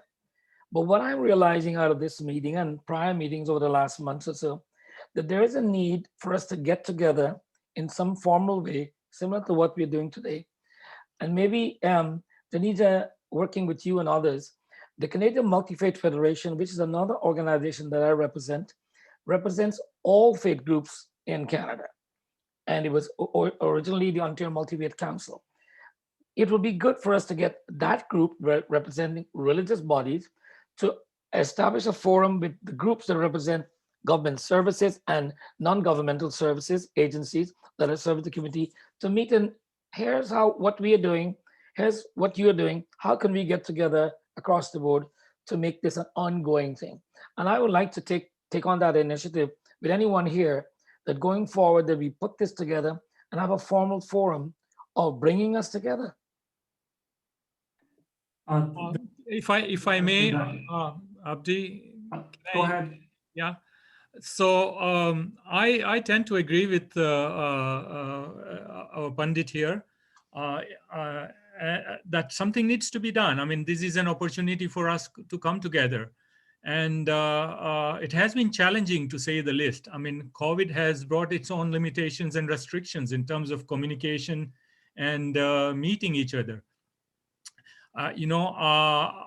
What has helped is relations built before COVID, actually, and the networks that we had built before COVID. And if you knew somebody, it was easy to reach out and see how best you could work together. For us, I believe the purpose remains the same, and to help someone in need. That's why we are all here. And so let's make our connections and use our networks. And I think this is a good forum to start something where we can work together collaboratively and in partnership. And I think it's going to be a good sort of initiative if it came out from this forum here. Yeah, kind of adding to what Dr. Hathiani said, it's so important to notice the relationships that you already have before COVID. And for us, we never want to have a transactional partnership. We always want to be in relationship with our community partners and see how we can support them. And I think when you have that relationship, then together you can go and listen to what are the needs of the community and what are the needs of the clients that you serve. And then you can go back and ask that question again of who are we? And out of the needs that we have heard, how can we then serve those needs with the skills that we have? And so, for instance, we have, for myself, I have IT skills. I can actually handle online registration. We have healthcare professionals in our congregation who are willing to offer COVID-19 workshops and vaccine Q&A workshops. And then we have teachers in our congregations who are willing to virtually tutor people in the community during this time. And then we also have people who care and who are retired, who are willing to help with the food bank any way they can. So it's really important to then see, based out of a place of relationship and listening, how we can serve. Wow. I am so really moved by the discussions. It seems that we're so hungry to talk to each other, the faith communities and the service sector, and the conversations and discussions are just getting started. I am trying to give people a little bit of a break for just 10 minutes lifestyle break. But stay tuned because we have much more discussions to come. Thank you, panelists. for responding and sharing your expertise with us. Stick around. We're going to take 10 minutes break and people can come back. It's about 11:40 now. If people can come back at 11:50, that's much, much appreciated. More discussions to come. Thank you, everyone.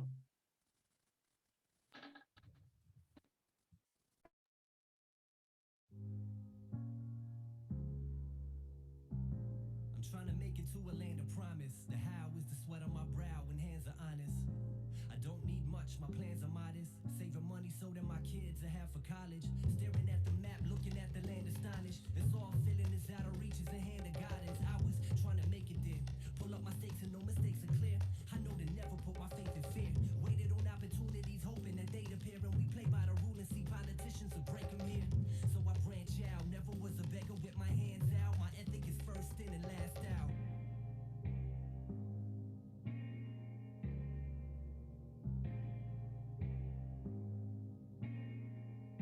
Though I don't know where to go, still I travel as I battle over stolen control.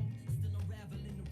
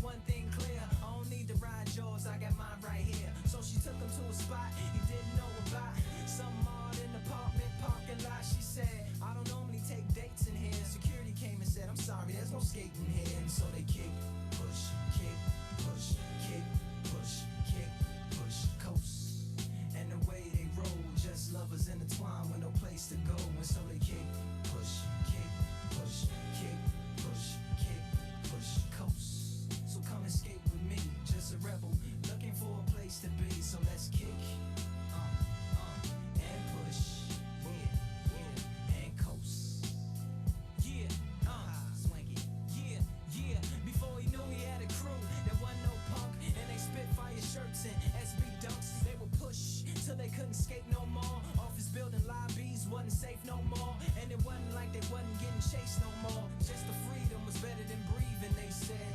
An escape route they used to escape out. When things got crazy, they needed to break out. They head to any place with stairs. Any good grinds, the world was theirs. And they four wheels would take them there. Until the cops came and said, there's no skating here. And so they kick, push, kick, push, kick, push, kick, push, coast. And the way they roll, just rebels without a cause with no place to go. And so they kick, push, kick, push, kick, push, kick, push, coast. So come roll with me, just a rebel, looking for a place to be. So let's kick, and push, and coast. Swanky.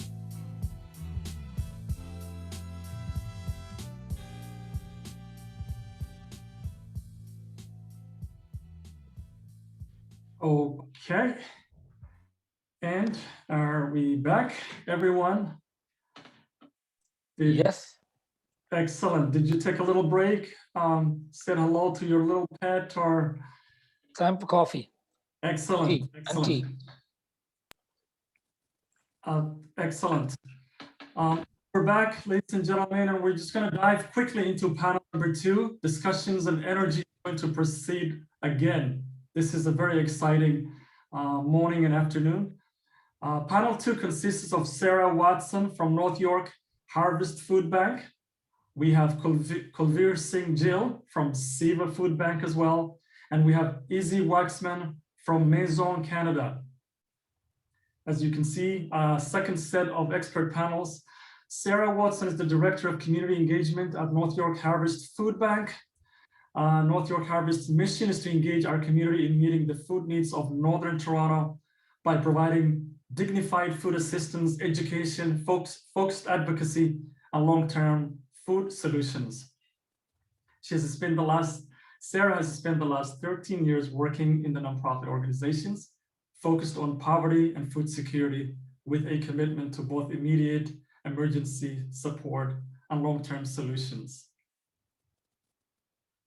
Next up, we have Kulveer Singh Gill, co-founder and board chair of Siva Food Bank.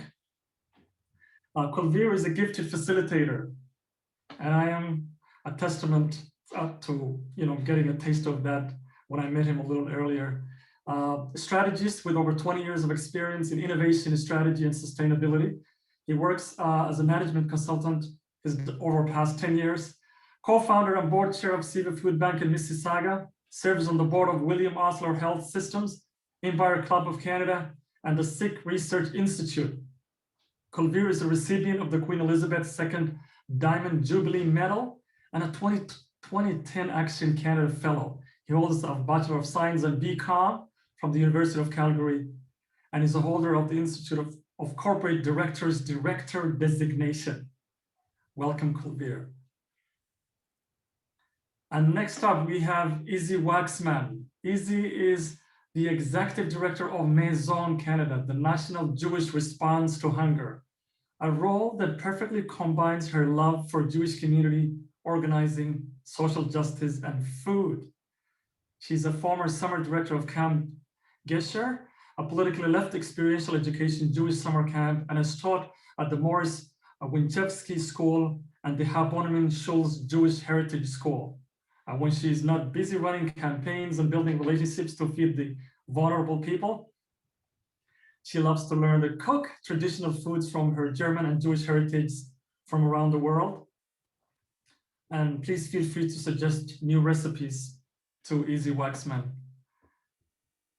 Put your hands together for our panelists, ladies and gentlemen, panel number 2. And since there are no 5-minute presentations, we're going to dive into a question and answer period. We have about 40 minutes to respond to some of these questions that have been already prepared and some of the questions that will be taken later on through the chat. And welcome. I have a visual of all the panelists at this point. So I'm going to direct first question to Sarah. Please tell us, for example, who you are, your organization and values, and what do you do? Hi, thank you. Thank you so much for having me today. Yeah, I'm Sarah Watson. I'm the Director of Community Engagement at North York Harvest Food Bank. And I will tell you a little bit about who we are and what we do. So we are the second largest food bank in the city. Our catchment is all of what used to be the city of North York, which is about a third of the geography of the city now. And we've been operating for just over 35 years. And we work in two ways. There's sort of two different types of food banks. We are primarily a distribution hub. So we partner with 37 member agencies, many of them faith groups, and we distribute food to those programs. And then those 37 member agencies provide direct support to their communities. So a lot of those programs are food banks, as you might think of them, where families can come and they get a few days worth of food to take home with them. But there's also drop-in meal programs, community kitchens, shelters, prenatal support programs, after-school programs, and more. All the programs that they have in common is that they are supporting low-income people in some way, and they use food as a tool to do that, and we provide the food. But then we also operate 4 direct service programs ourselves. So we are on the ground doing that food bank and community support work.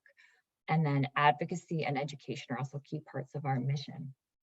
And a year ago, I would have told you that we serve about 16,000 people each month through all of the programs, but it's changed, as everyone knows, things have changed a lot in the last year, and we're serving as high as 24,000 people now every month.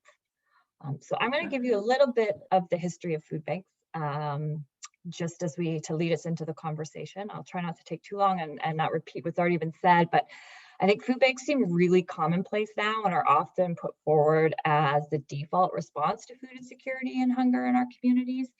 But in the grand scheme, food banks are actually pretty new. You first saw them in North America, primarily in the early 80s. There was a recession happening, and a lot of people were struggling to meet their basic needs.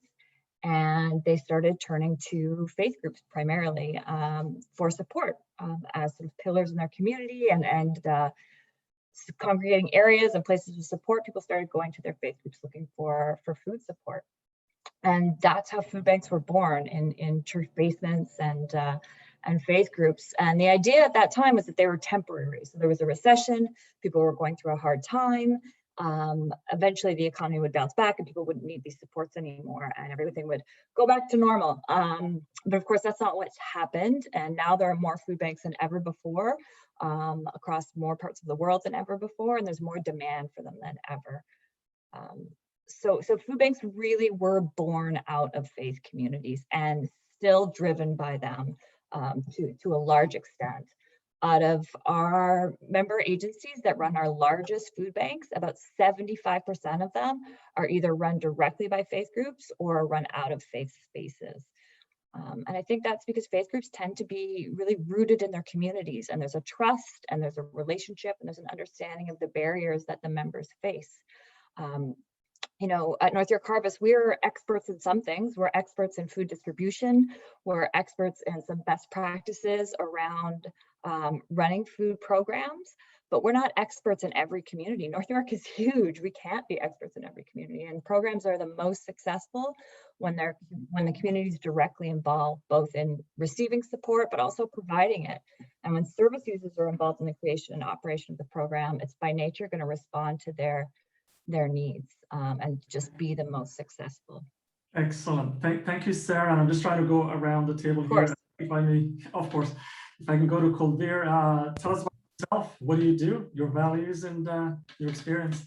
Awesome. Can you hear me, Abdi? Very well. Perfect. Thank you. Well, thank you to everyone for having us here. I'm absolutely delighted to be a part of this, and thank you to be part of this panel. So I'm one of the co-founders of Seva Food Bank, which is a food bank that resides in the Mississauga city. We're part of the Mississauga community, Mississauga Food Bank network. So just like Sarah with North York, they operate a whole network, and they're kind of the hub and spoke model. We have a similar model in Mississauga there. So we have 2 locations in Mississauga, and I think we account to probably about, last number I checked, about 30–40% of all the food that is distributed through different food banks in Mississauga goes out through Seva Food Bank. We have been on this huge growth curve. I was joking with the panelists that if I was in any other business, I'd be raving about our growth because supply's up, demand's up, support's up, on everything. We're through the roof, but we run a food bank, so that's not very good. Where we used to take care of about 700 families every month, we are well over 1,000 families now. We're at a point where we have families coming to us who said, I used to donate to Seva a couple of years ago, and now through precarious employment and things happening because of COVID that have been amplified, I am now having to come to the food bank for food. So we are seeing this kind of revolving door happening of people who were above the line are now falling below the line there, and we try to serve them. Our Seva Food Bank was founded by I'll say second generation Sikh Canadians, folks like me who were born here or grew up here, were huge beneficiaries of public education, public healthcare, living the kind of Canadian immigrant dream that many of our parents came to the country for. And we've been very well off and very privileged that we were able to do so much. We quickly recognized that as the Sikh community has settled in Canada for well over 100 years, our focus has been really on first generation institutions, which was like every faith group comes. It's setting up the gurdwaras, the mosques, the mandirs, the synagogues, the churches and the community centers that are there to take care of your own community, which is where you need to start. And that becomes a foundation. And as we looked at, gurdwaras all over the GTA, we said, well, what is needed? Well, what we needed is not more houses of worship for us to practice our faith internally, but actually put our faith into action and make our values relevant and meaningful and have an impact in our local community. So we started an organization called Sikhs Serving Canada. Not very original, but the intent of that was to really scope it out, that we're here to serve all Canadians. We're not worried about back home or somewhere else. And we wanted to actually make a difference in our own backyards. And we got introduced to the world of food banks through our friends at Mississauga Food Bank. For us, anyone who's ever been to a Gurdwara knows that langar is the first place you start. My parents used to joke, it's hard to pray on an empty stomach. So you will always go and get a meal at a Gurdwara, and it's meant to feed Gurdwaras around the field hundreds of thousands of people every day, regardless of their faith, their race, their caste, their orientation. Gurdwaras in the GTA serve thousands of meals every day, but they serve them mostly to our own community. And so our job was to really break down the walls of these institutions, make them relevant for everyone. And we've been able to do that with the food bank. We've also been able to practice the value of seva, which is not just a Sikh value, but it's a South Asian concept that comes around selfless service. As Sikhs, we believe in one divine being that is the creator, but actually resides in all of creation. So an hour of silent meditation and contemplation of the creator and an hour of service of the creation are actually two sides of the same coin. And that is seva for us, which is serving the divinity in every person around there. And as long as others are in need, we have the obligation to serve and give back and be there for the well-being of all. That's sort of tapala for us. And our job is also, lastly, not just to give out food, but to give hope. And we have talked about values. One of the strongest Sikh values is called Chardi Kala, which is rising spirits, eternal optimism. And so often we in the food bank world find that we are the gateway to the social services network. There are so many people who come through the door that just don't know what is out there, what is available to them. They just know, you can hide a lot of things, but it's hard to hide an empty fridge. When you have nothing to feed your children, you're at a point where you have to. And so we have people we have stories of people who sit in their cars and have cried for hours at how they've gotten to the point where they don't have enough to feed their own children. And so when they walk through the door, of course they need food. But what they need a lot more is a place that is without judgment, a place that can offer them a hand, not a handout, but the hand up. And so Chardi Kala for us is translated to saying, hey, your life is tough today.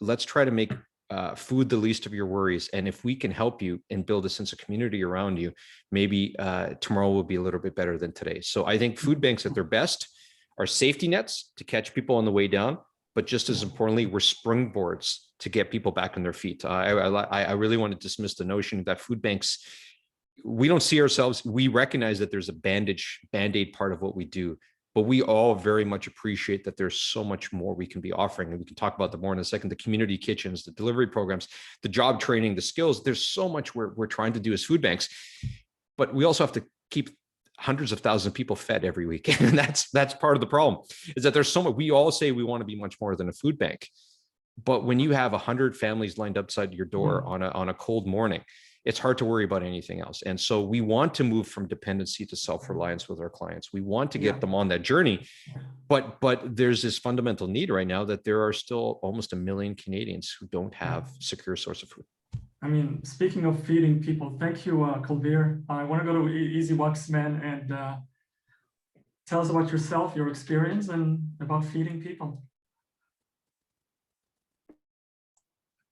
Okay, I'm unmuted now, eh? Good. Yeah, absolutely. So my name is Izzy Waxman. I'm the Executive Director of Mazon Canada, the Jewish Response to Hunger. And we are a grassroots community foundation that mainly feeds those in need by supporting both Jewish and non-Jewish food programs across the country in purchasing food and equipment that helps them feed better and healthier food to bigger groups of people. And so each year we support over 130 partners all across the country, truly from Nova Scotia to BC up to Nunavut, all across. And that includes food banks, of course, but also school nutrition programs like meal and breakfast programs, hot meals at drop-ins and at community centers, Meals on Wheels programs, community kitchens, all the types of programs that Kulveer was saying. Everyone's trying to do all these, innovative models. We're supporting all of them. And we do that on behalf of the Jewish community. But only a minority of the programs that we support are actually Jewish programs. And even of the programs that are, many of them take the approach that, that I think that many of the panelists have discussed today, that in addition to supporting our own communities, we want to support others as well. So even of the Jewish programs we support, many help people beyond Jews as well. And outside of that, the majority of the programs that we support are not Jewish. Many are just open door policy, will help anyone in need, anyone who walks in, and others do support a specific demographic, but it might be a specific religious or ethnic minority. It might be seniors or single parents fleeing domestic violence, or people with a specific illness or disability. It can be, even when they're specific, there's so much diversity in the specific. And we do that because we believe in the Jewish teaching. We say B'Tselem Elohim, that we are all B'Tselem Elohim, that we are all created in the image of God. Just like Kulveer was saying, that we all have that divinity within us, and it's our tradition to recognize it through service. And we also do it because of what we call Darchei Shalom, to act in the ways of peace. That for the sake of the ways of the peace, for the sake of Darchei Shalom, we support non-Jewish poor along with our own poor. We bury the dead of Israel along with the dead of the Gentile. The idea is that to build these strong community relationships in multicultural societies, we all need to be expressing care for one another. And so the way that we give this support is mainly through making grant making, and also through advocacy and education. And let me talk about the grants first, because I think it's the most concrete. So our grants, so we have a few kinds. The biggest one is our grocery grants, where we give these partners support in purchasing food. I'm sorry, I'm blanking on her name, but the representative, I think from the United Way, mentioned, there's a huge demand for fresh fruit and vegetables. There's a huge demand for, proteins, dairy, eggs, meats. And there's also a huge demand for culturally appropriate meals for communities that have food restrictions. And so we find a large amount of our grocery grants go to those aspects of food banking. We also have grants that target community gardens, where we help organizations purchase soil, seeds, irrigation systems, tractor repair, whatever it is that they need to serve their community, so that people can be coming and growing their own food, either to take home themselves or to supply to whatever their local food program is, whether it's a food bank or a community kitchen, for example. We also have grants that help our partners, we call them our gear grants, that help our partners purchase equipment that they need. So for example, perhaps refrigerators or freezers are very popular, that help them receive more donated fresh, healthy, perishable food. That if you don't have a refrigerator, if someone says, hey, I'd like to donate all this fresh, healthy milk and cheese and vegetables, you have to say no because you have nowhere to store them. So we help them afford that equipment that can help them receive those offers. And the last type of granting that we have, which is new, is an advocacy grant, where we're actually helping organizations that are involved in political advocacy do research or launch outreach campaigns to achieve their goals. So for example, this year for the first time, we joined the Coalition for Healthy School Food because I don't know if you knew this, but Canada is the only country in the G8 that doesn't have a national school food program, which is why we rank relatively dismally in UNICEF's report card on child nutrition every time that it happens. And so the Coalition for Healthy School Food is saying, hey, look, this is a proven way that we can make sure that Canadian children would have access to healthy food. And during the pandemic, suddenly all these school food programs were closed, right? And so which was like Kulver said, pros and cons here, but it became a perfect opportunity to prove how necessary the school food programs were in advocacy for the federal government for saying this program is necessary. So Mazon gave them a grant to do that research on how these programs are adapting and how families are affected when those programs aren't available. Yeah. Thank you, Izzy. Yeah. Oh, yeah. Did you want to finish your thought first? Go ahead. No, I can add it later. We've got lots of questions, and my colleagues are going to join questions from the participants and from the audience as well. If I may go back to Sarah and tell us about the challenges of COVID. What it's been like. We've been almost a year now from last March into this March. And how has COVID been like in terms of food security and your work? To be honest, certainly in the beginning, I would say that COVID nearly devastated us as an organization. Maybe not in the way that you would expect. We had all the food we needed. We had all the staff we needed. We had the trucks we needed. We were ready to go. What we didn't have very suddenly was places to distribute from. I think Janija alluded to this, and actually Janija from the first panel was a call I had early on as we were struggling to figure out the answer to this. But when the country closed down, so did a significant portion of the distribution sites where these programs are run out of. Churches closed, schools closed, community centers closed. All of these things closed at the same time that food banks were being declared an essential service. And a connection wasn't made there. So we're being told that we were essential, but all of our spaces were being closed, and it wasn't clear how to respond to that. And we have 77 programs that all of our agencies run, but during this time it was our 17 catchment food banks that were the priority. So these are the programs that are open to everyone in the community, and they can come and they can get their emergency food. So we have 17 of these in North York. And within a week, we were going to be down to 4 to serve the whole city, and not sure how long those would even last. And it was an exceptionally stressful, scary time for people. And it was partnerships that got us through that. Partnerships with our agencies who expanded their hours and expanded their borders.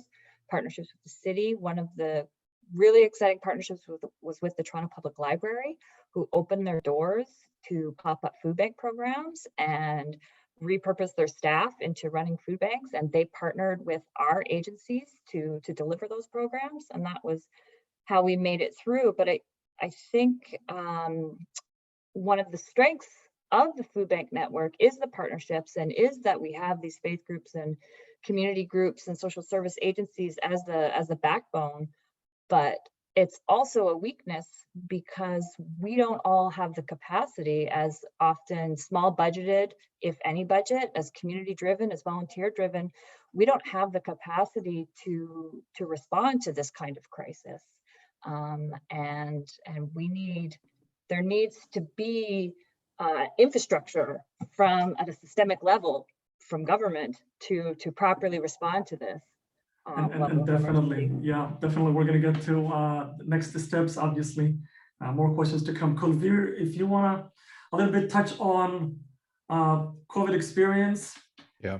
So in our experience over the last, we're a 10-year-old organization. Over the last 10 years, we developed this entire model of getting to know our clients, getting to know the clients, getting to know their understanding. We say we want to tackle the causes and the consequences of their food insecurity, which is about building relationships, building trust with them, and then being able to kind of connect them to other services in the community that can help them get back on their feet. Well, overnight, that just shut down. We had a grocery store model, right? That the food banks have all moved to, where you get to come in and you create agency and choice, where the families can come in and pick the food that works best for their family and their diet and their culture. And we'd moved away from the hamper model, and then bam, overnight, we had no choice. Nobody can come in the food bank. We were amazing. We have amazing staff, 6 staff who all put up their hand and saying, we're going to come in, essential, not essential. We're going to run this place. There's people out there that need food, and we're going to do what it takes. Our volunteers, volunteers just lined up to make it happen. But overnight, we had to shift our entire warehouse structure and basically recreate it at the front end. I don't know if you guys are old enough to remember consumers distributing. Remember you sit there behind the counter. I'm an 80s kid, and you sit there and you order from the catalog, and you would like point at things, or like pharmacies and stores in other countries where you don't get to touch the product. You just get to point at it from behind the counter, and people would bring it up to you. We kind of had to move to that model like overnight. And we had, need was going through the roof. We had to move to this hamper model.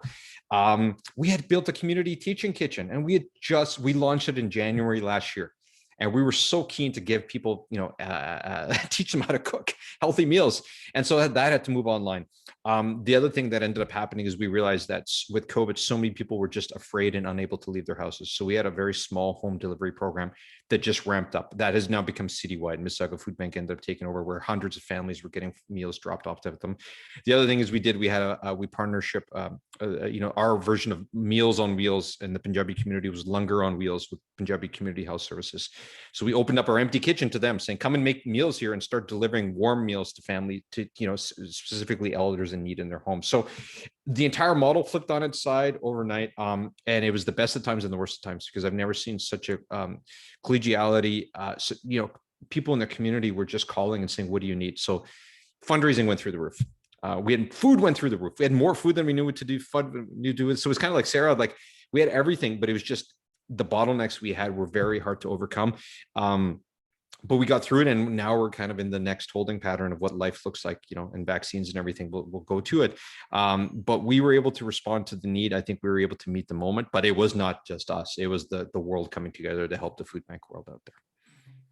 And Izzy, in terms of the organizations that you provide supports to, what are you hearing in terms of their COVID experience?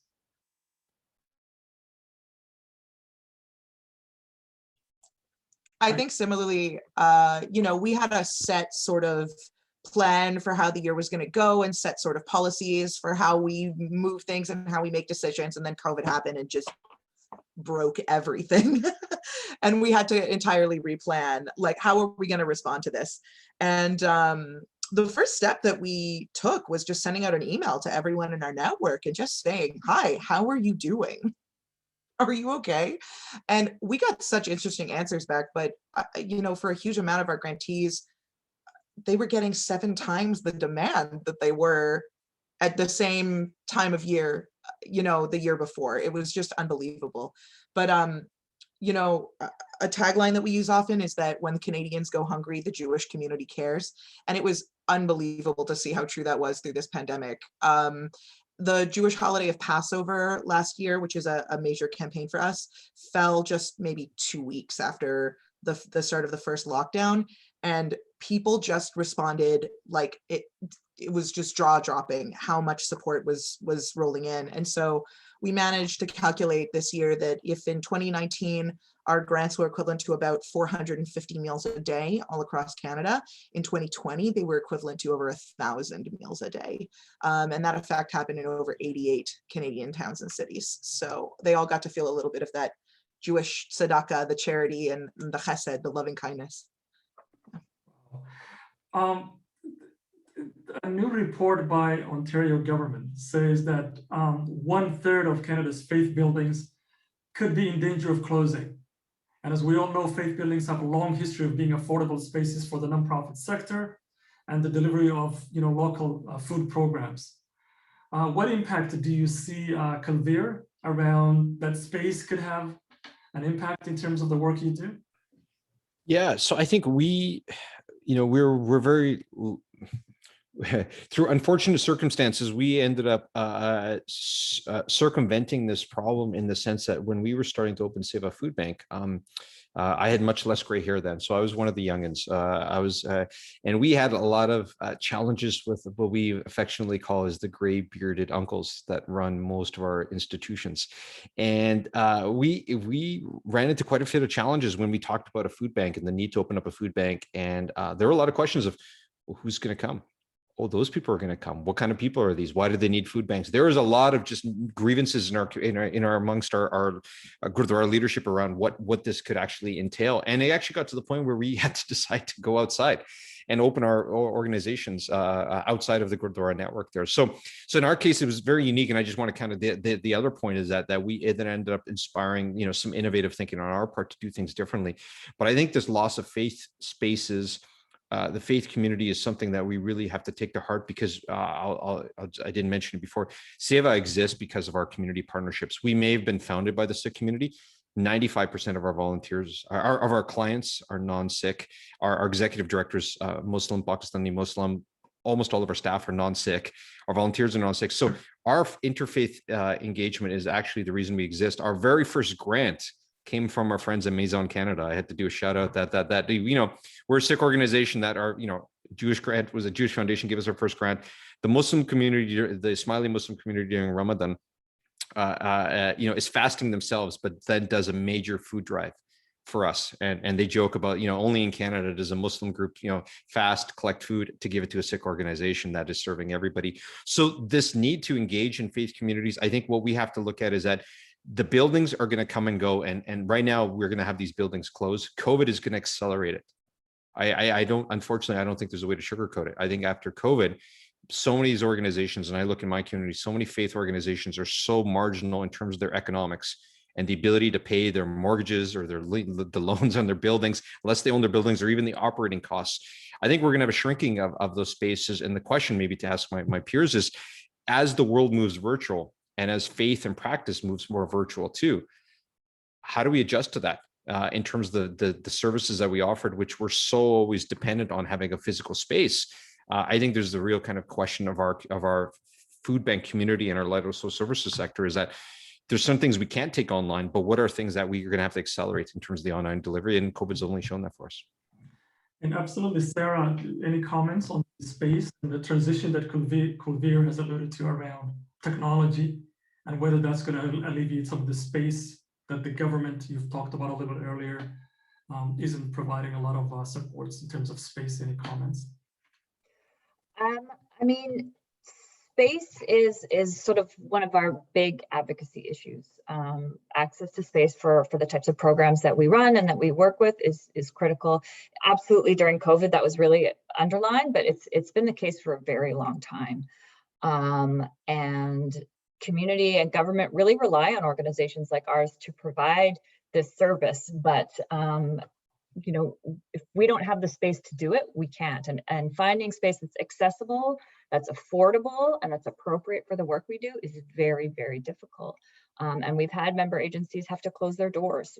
Very successful, very important groups, because they simply couldn't find a space to offer their program. And the real estate crisis in the city is not just one about housing, though the housing, don't get me started. That's half the reason I think all of our emergency food programs exist, is because of the cost of housing. But there's not space for us, and we can't afford it, and we're going to lose these programs. And yes, the faith spaces are hugely important to us, but those are harder to come by. And they need to, as Kulveer mentioned, they need to figure out how to support their infrastructure and their buildings. So some of them are unaffordable to us as well. Yeah, and Izzy, do you have any comments around technology and the space constraints for the organizations that you support, whether or not they're transitioning into technology-based distribution or other funding sort of proposals coming your way?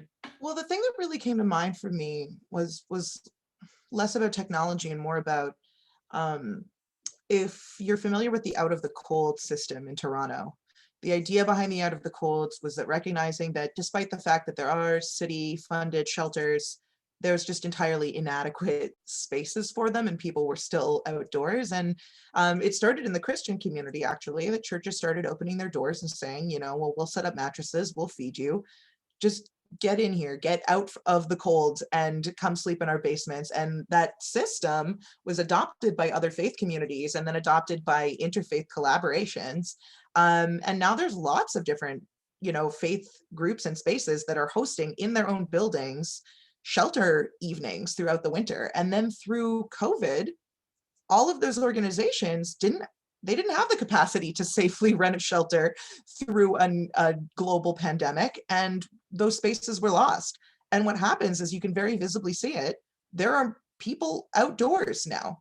That really tangibly shows you how much our society relies on these faith spaces to provide essential services for vulnerable people.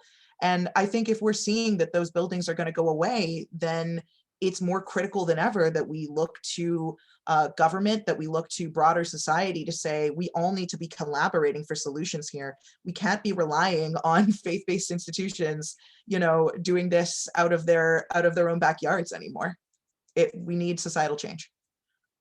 Wow.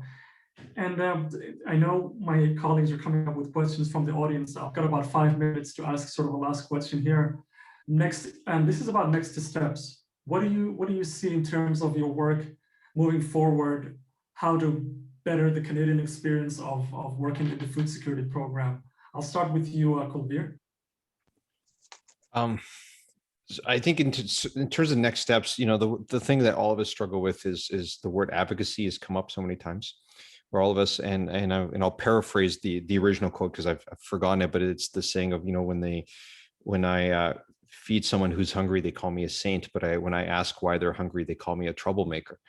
And I think often food banks have been so overwhelmed in the business of just feeding the hungry that we try to move to the world of advocacy, and it's been really tough. But that's where the changes are going to be made. That's where the policy changes are going to be made. You know, we're lucky. The Sikh Canadian community seems to have, you know, a disproportionate amount of kind of political connections and influence. And so whenever there's a Sikh high holiday, we get a never-ending line of politicians walking through and dropping off donations at our food bank. And they all want a photo op. And I said, that's fantastic. Come and, you know, thank you for the donation. And you, of course, we're more than obliged, you know, happy to take your picture. But now let me have a conversation with you. And let me, you know, hopefully instill in you that we're not politically affiliated, but we're certainly politically engaged and want politicians and policymakers to know that every single policy decision they make, whether or not they're thinking about it or not, is going to result in more or less people walking through the door of the food bank. So simple one that I can attest to, I saw it myself hands-on, is when the minimum wage was increased in Ontario, there was a discernible drop in the number of people that walk through the food bank.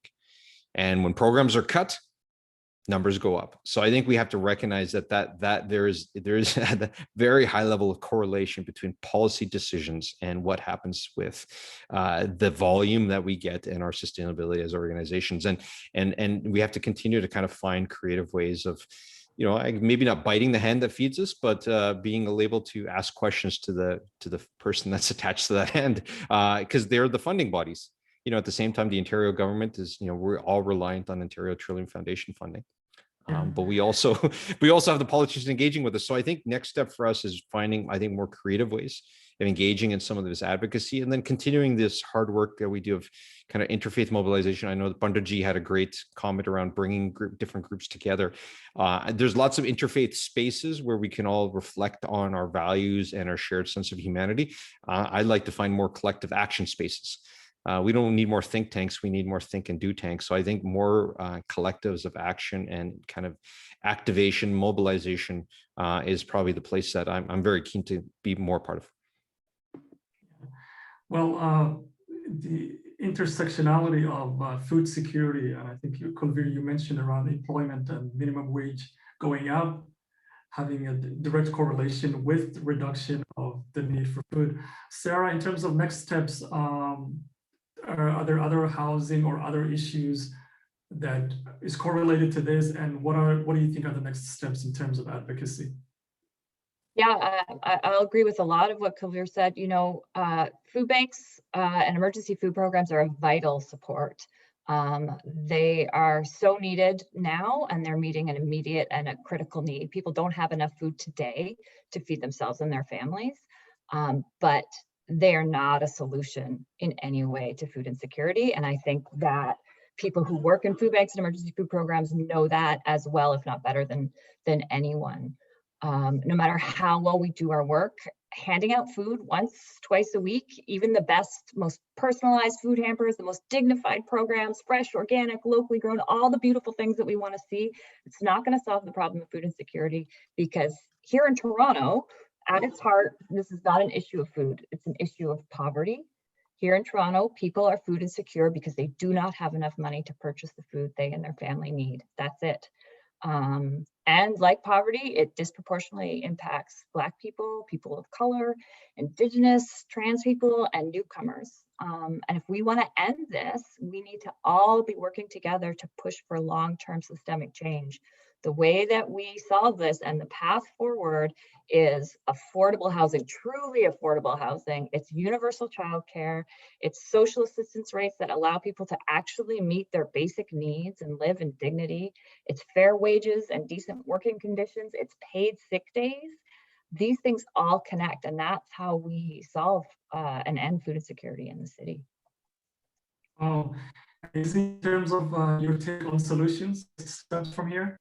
I want to absolutely echo everything that Sarah and Kulveer just said, that, you know, there are legal changes, there are political changes, there's policy changes that need to happen, because ultimately food security is caused by poverty. I think another thing that I do want to say that hasn't been said yet, that complements those things, is that, yeah, I think to do this society-wide change, we also need a mindset change.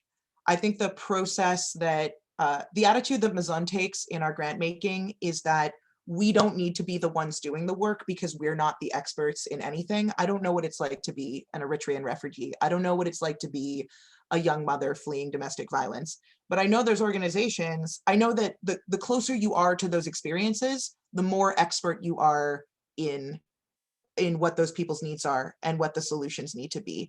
And so we take this model of we try to give funding as freely as we can to organizations that are closer and closer to those experiences. But I think all of society needs to be doing that. We need to turn and recognize that the ultimate experts are the people who are the poorest. They are the people who are the most marginalized.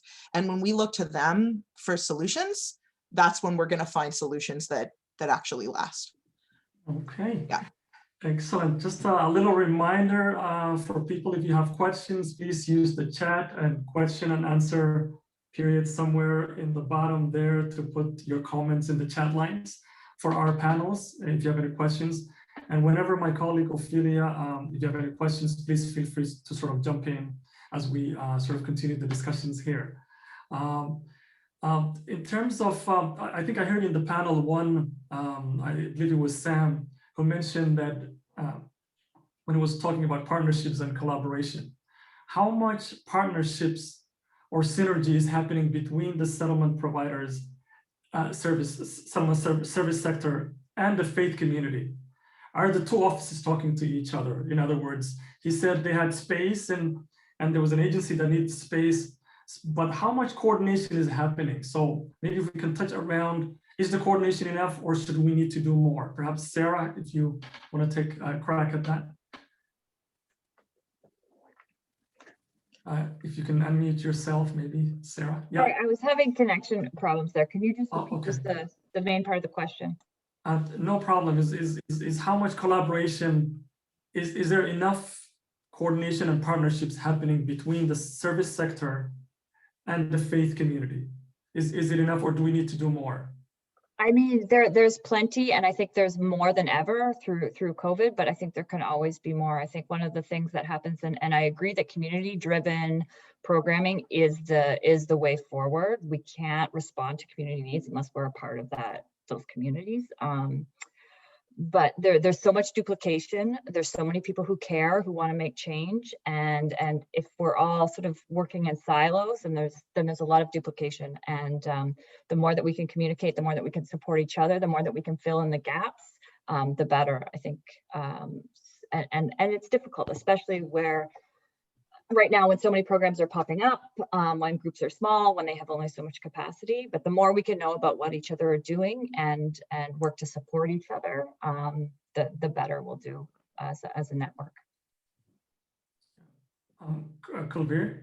Yeah, no, I think building on Sarah's point there, I think we had this conversation a few years back at Seva. I was saying, what do we actually exist to do? What's going to be our core and what's going to be kind of at the periphery of that? Do we, we're a food bank. Do we want to one day have a soup kitchen? Do we want to someday have a kitchen? Do we want to, start giving out food? Do we want to do, clothing? Do we want, do we have a shelter that we're going to build? Do we want to get into the world of settlement services, employment service? Like you can just keep going. And I think that's where the problem is because the need is so overwhelming, and all the capacities of all the organizations leaves a huge gap still to be community, and we all get into this scope creep. And so we made a call, and for us, it's worked out that saying, our center of gravity is going to be food. Anything that has to be related to food, we will certainly consider and take closer to our heart. We're probably not going to do community gardens because we had some bad summers doing that. We realized there's, leave that to the farmers and we'll certainly come and pick, but we're not going to do that. But the kitchen idea became really close to us. Maybe even some of the soup kitchen emergency meal program are doing that. But when it comes to immigrant settlement services, any issues around domestic violence, income tax returns, legal help, we said we want to create a navigator program inside our organization in which we develop deep relationships with the clients that really want it. And as they grow and as they tell us what their root causes are, we get to learn those. We can then do warm connections and handoffs to other agencies that do a great job of it. And we want to build multiple partnerships with those agencies. So we're finding that is proving to be the best way, where we have, really good strategic relationships with organizations we know are doing well.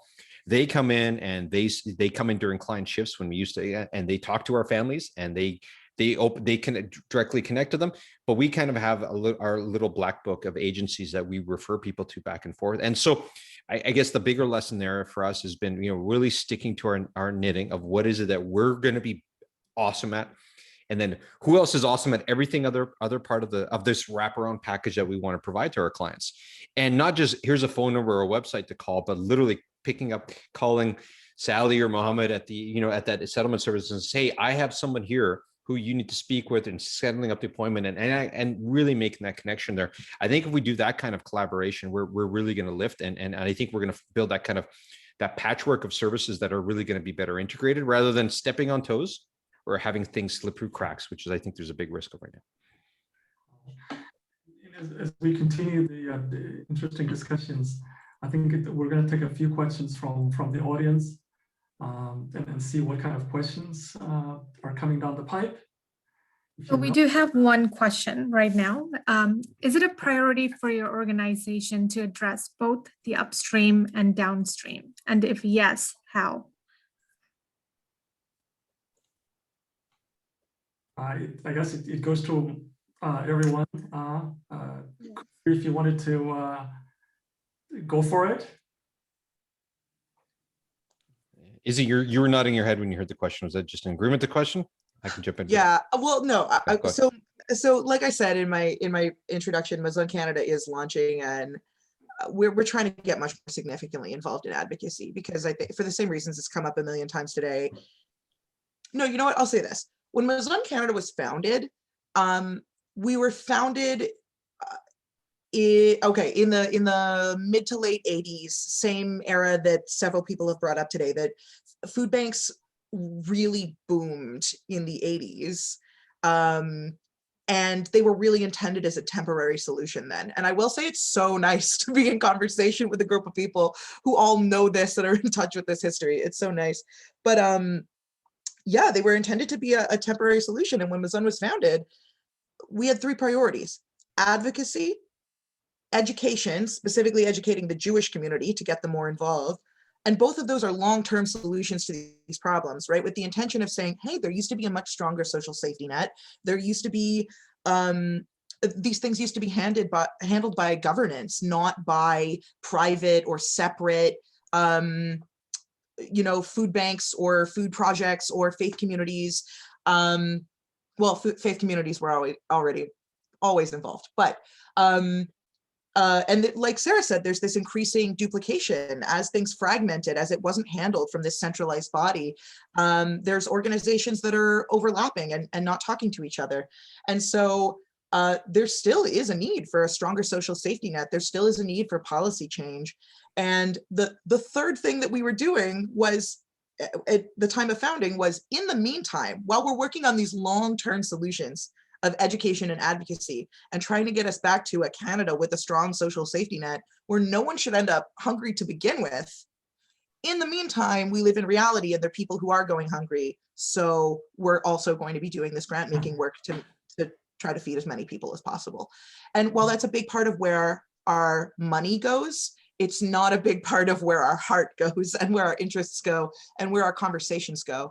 And I am really looking forward to Mazan getting much, much more significantly involved in advocacy, because I think just the need is so great. And we're seeing the effects all around us of what happens when these systems fall apart and we're all individually trying to work on different pieces of this giant puzzle. And the very center of it is always poverty.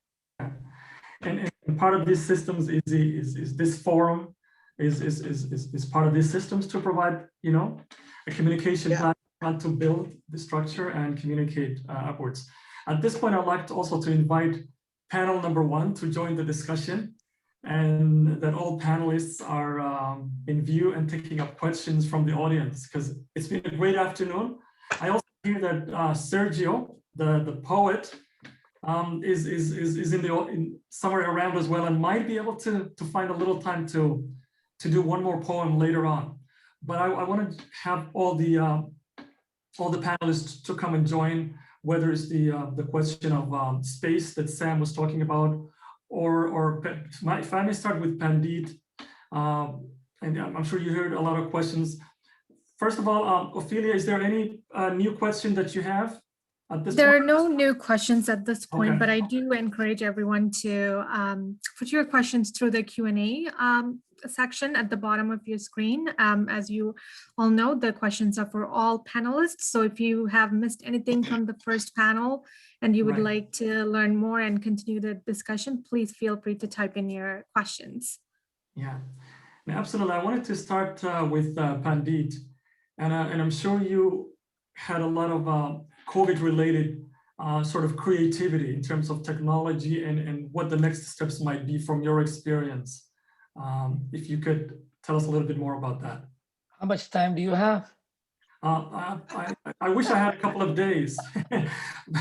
I wish I had a couple of days, but yeah. Well, just to put it in a nutshell, I'm becoming very accustomed to talking to a camera instead of a congregation. And I'm wondering what it's going to feel like when the congregation return. Am I going to be looking for a camera or ignoring the people? So these are one of the realities that those of us who are speaking from a pulpit or from an asan have to realize, that we were so accustomed to dealing with people face to face, and now we are dealing with them only in technological face to face, but not in body and spirit, if you want to call it that. So there are so many things that has happened, and I must confess, I believe we have grown. And all of us have grown in some way, that we've been tested to our limit and capacity to think outside of the box. And I want to say to Kulveer, listening to you, it's truly enlightening. You know, when you mentioned about moving away from the group of the bearded uncles, by the way, I have gray hair, okay? But yeah, the bearded uncles, I understand what you're saying. Those who are stuck in the old mentality and carry the old baggage and see things only within their sphere of thinking. We need to move out of that and think outside of the box. And Easy, listening to you is truly inspiring also, that all the work you're doing, and you're so enthused about it, you know, and Jonita, when we talk about all of the activities going on and what Dr. T.I. said, we are seeing so much enthusiasm all around. And Sarah, you know, you're so excited about it. And you said, look, the biggest problem we had is that we have all the food, but we didn't have a place to distribute it. What I'm hearing is, by the way, my background has been a business systems analyst for many years, 40 years. And I was given this title, solutions architect, meaning you tell me the problem, we'll find the solution. It doesn't matter what the environment is. And here we are in Canada today. We are going to have more vaccines than we have people, and we have need for. But I still think we're struggling with how we're going to get those vaccines into the arm. Now, proactive and pre-planning is all of our problems right now. We didn't envision the pandemic, and we are people who are reacting constantly. We react, well, there's more people eating food, we build a bigger food kitchen, or we have a larger congregation, we build a bigger mandir.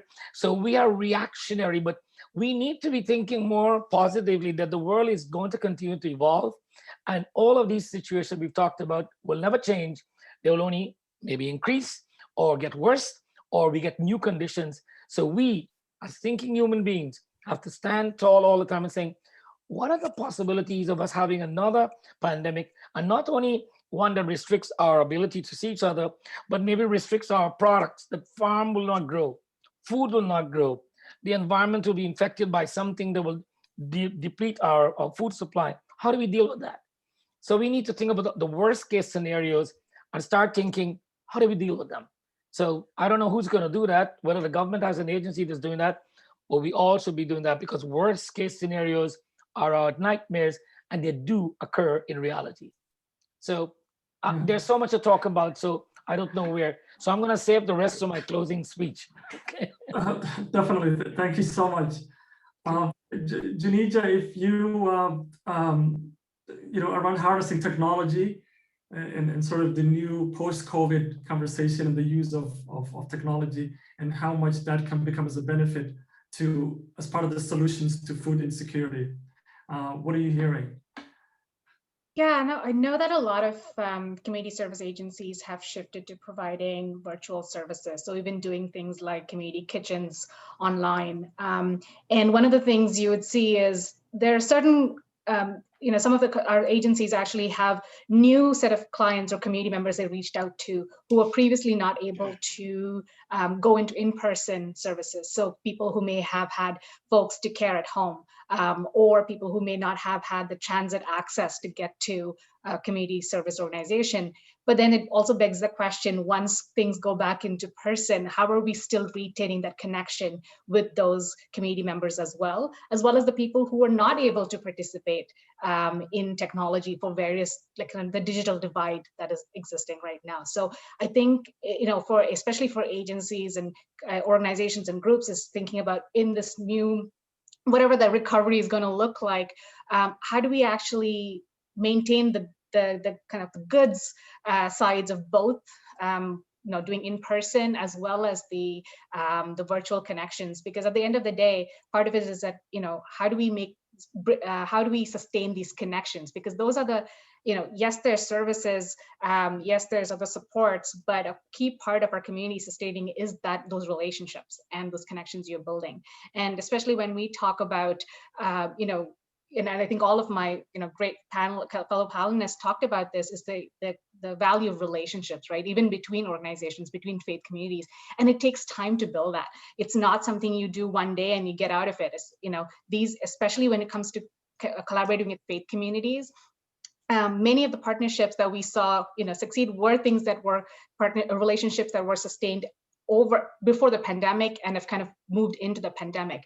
But given this, the sector itself is so stretched with doing that frontline work, as well as trying to be pulled in so many different directions, what is the time are we putting together to actually make sure these partnerships are being developed, but also being sustained and maintained over time? It takes time and it takes a lot of effort. So I think there's a good opportunity, I think, when we look into this post-recovery world, leveraging technology to connect with each other like we're doing today, but also making a meaningful, intentional effort to sustain those conversations for the long term. Dr. Abdul Hamid, in terms of next steps, your experience around technology and solutions, it's one thing to identify a problem, it's a whole other thing to figure out solutions around food security. Yeah, thanks, Abdi, and thank you everybody for your insights into this really critical issue that we are facing, and it's something that has been increasing rather than decreasing, food insecurity. And what I would like to, before I address that, the other part of the question, what I would like to sort of mention here is that I see food insecurity as a symptom of a larger problem. And there are many factors that are embedded with food insecurity. And the one that is one of the most important factors being poverty, as has been mentioned by most of our panelists today. I mean, Kulveer, Easy, Panditji, Sarah, all of them have mentioned, Juneja, all of them have mentioned that there are certain underlying issues that exacerbate food insecurity. And I think that's something that we really need to also, give a lot of attention to. How can we make a difference by either through legislation, either through advocacy with the politicians? Because unless we address some of those issues, we will not be able to address the food insecurity issue. Fair wage is such an important thing. Childcare, availability of childcare, affordable housing, transportation. I mean, these are all issues that are so important and vital if we are going to address food insecurity, because food insecurity is just a symptom of the larger, of the bigger issue that we are facing. And I think, yes, let's try and focus on the immediate need, but as has been mentioned, let's also try and see how best we can work together to address these larger issues. And especially when we talk of the immigrant population. And this forum is, organized by the Toronto Local Immigration Partnership. And if we look at the immigrant population, there are so many other issues that are impacting the community, the population. Racialized communities experience a disproportionate level of poverty. And this was identified almost 20 years ago, but we are still continuing to experience that. I mean, and COVID has actually validated that these inequalities continue to exist, and there are many reasons for that. And if we are going to address food insecurity, I think we also have to address the root causes of it and really give it a good push around it. Thank you, Dr. Hamid. And Sam, lastly, before we move on into Sergio, who's waiting in the lyrics, you mentioned space and how your organization had space and partnered with another one. So using technology, how do you see in terms of future solutions, space solutions, and how leveraging technology in terms of addressing food security problems? So that's a good question, Abby. I think I'd recently heard in one of the sermons that I recently heard, there was this question of what kind of normal do we want to go back to? And I think we have used, and I as an IT person, and just like Pandit was saying, I preach in front of a screen, and I hate it. It's really awful. And so I really hope that we can have really kind of recognize things that we've taken for granted and really embrace the in-person interaction. Like, I actually think there'd be so much more energy if this panel were in person right now and we could actually see each other's faces and shake hands and do things we take for granted. But I also see that there is a place for technology moving forward. And I think that for us, a lot of us can probably work from home a few days a week and save the planet. And when it comes to food insecurity and when it comes to space use, with the food bank that we partner with, I think we're going to be doing the online shopping and contactless pickup from now on. It speeds things up so much compared to actually having to go in and like pick things off the shelf. I also think in terms of registration, in terms of what clients want, and in terms of how we can serve the clients, there's so much room for technology in making things more efficient. And then in doing so, I think hopefully that will free us up to be more intentional about the in-person interaction we have with the clients that we do have. And then also in terms of technology and space, I think it's great that we can hopefully, once we go back to normal, open up our space for a variety of partners, whether it be newcomers, whether it be people in need, whether it be for food security or to resolve poverty issues, but then how can we integrate technology into that? And how can we maybe do a lot more online to speed things up so that the interactions we have in person are more meaningful?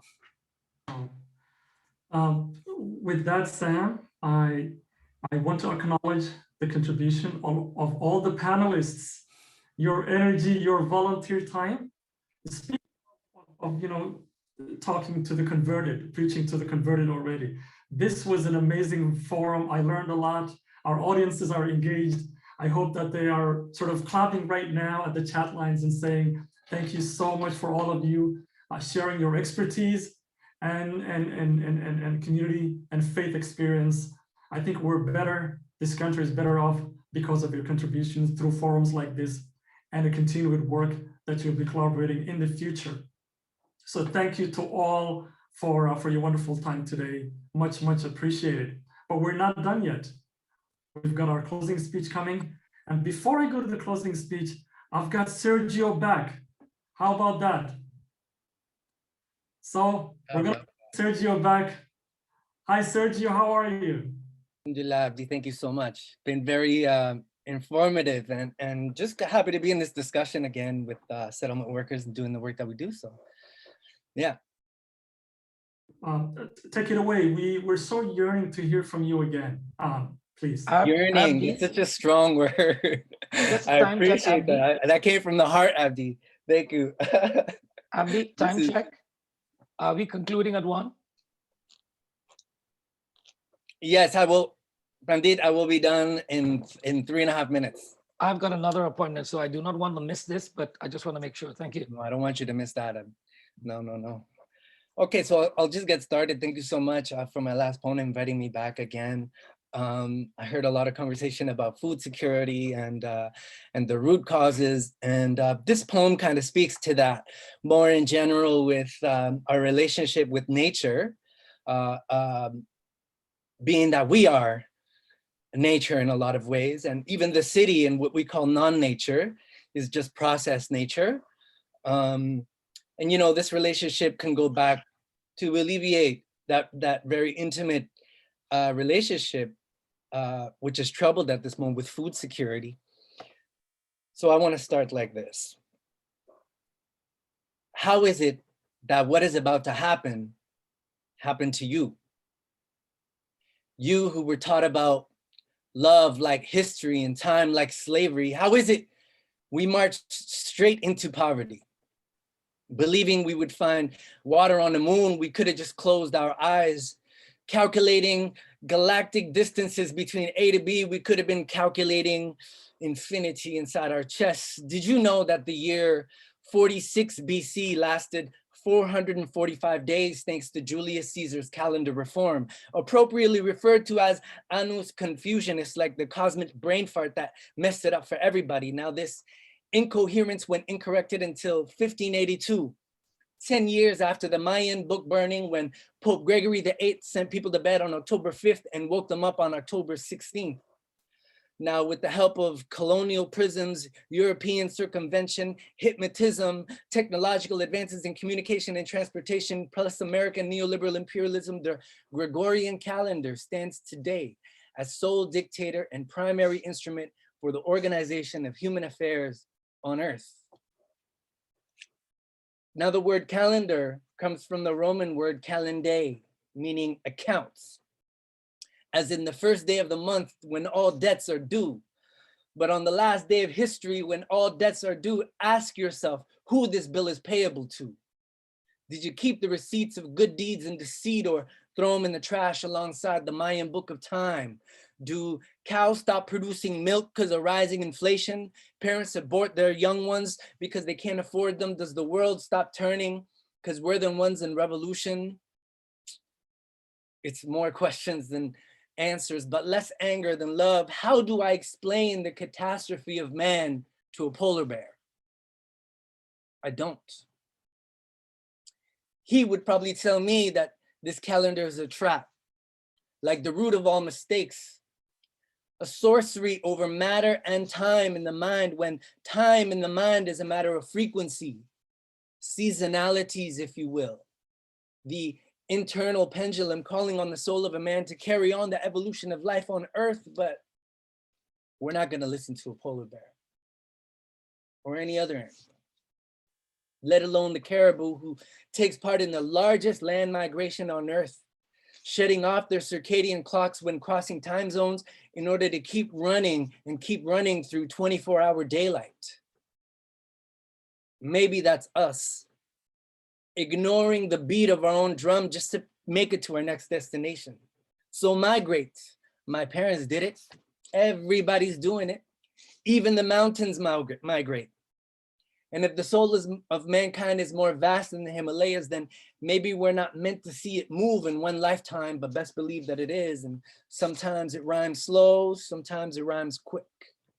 I'm from a prehistoric diaspora, in the legacy of the Mayan jaguar priest, letting you know that there is no triumph over nature, letting you know the most reliable calendar is the one in your body, so don't follow nobody, letting you know that what is about to happen could have only happened to us, and what has already happened could have only happened for a reason, for we're never really at home, just forever and forever arriving and arriving.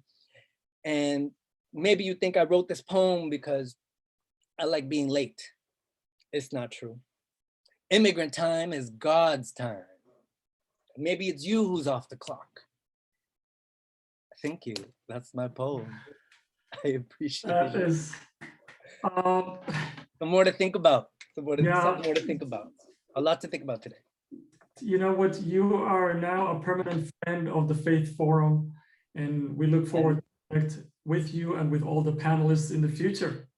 Thank you so much. I need friends. Yeah, thank you so much, everybody, for having me. If you guys want to check out any of my other stuff, you could follow me on Instagram at Cheko Salam. That's CHEKO, Salam with 2 A's. Or I do have a website, cheko7.com. That's CHEKO, the number 7, .com. Yeah, shoot me a line. I'm available. Definitely. We'll put on the chat lines for people to see.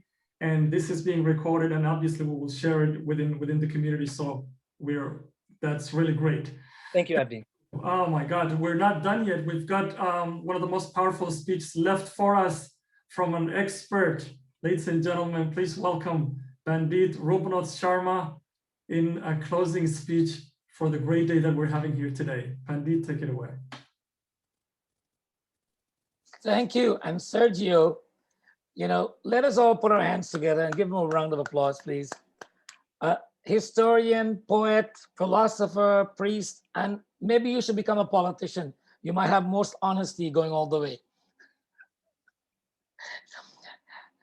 Ladies and gentlemen, I must tell you, I'm totally impressed by the information that I've gathered here today and the enthusiasm I've seen from everyone engaged in this forum.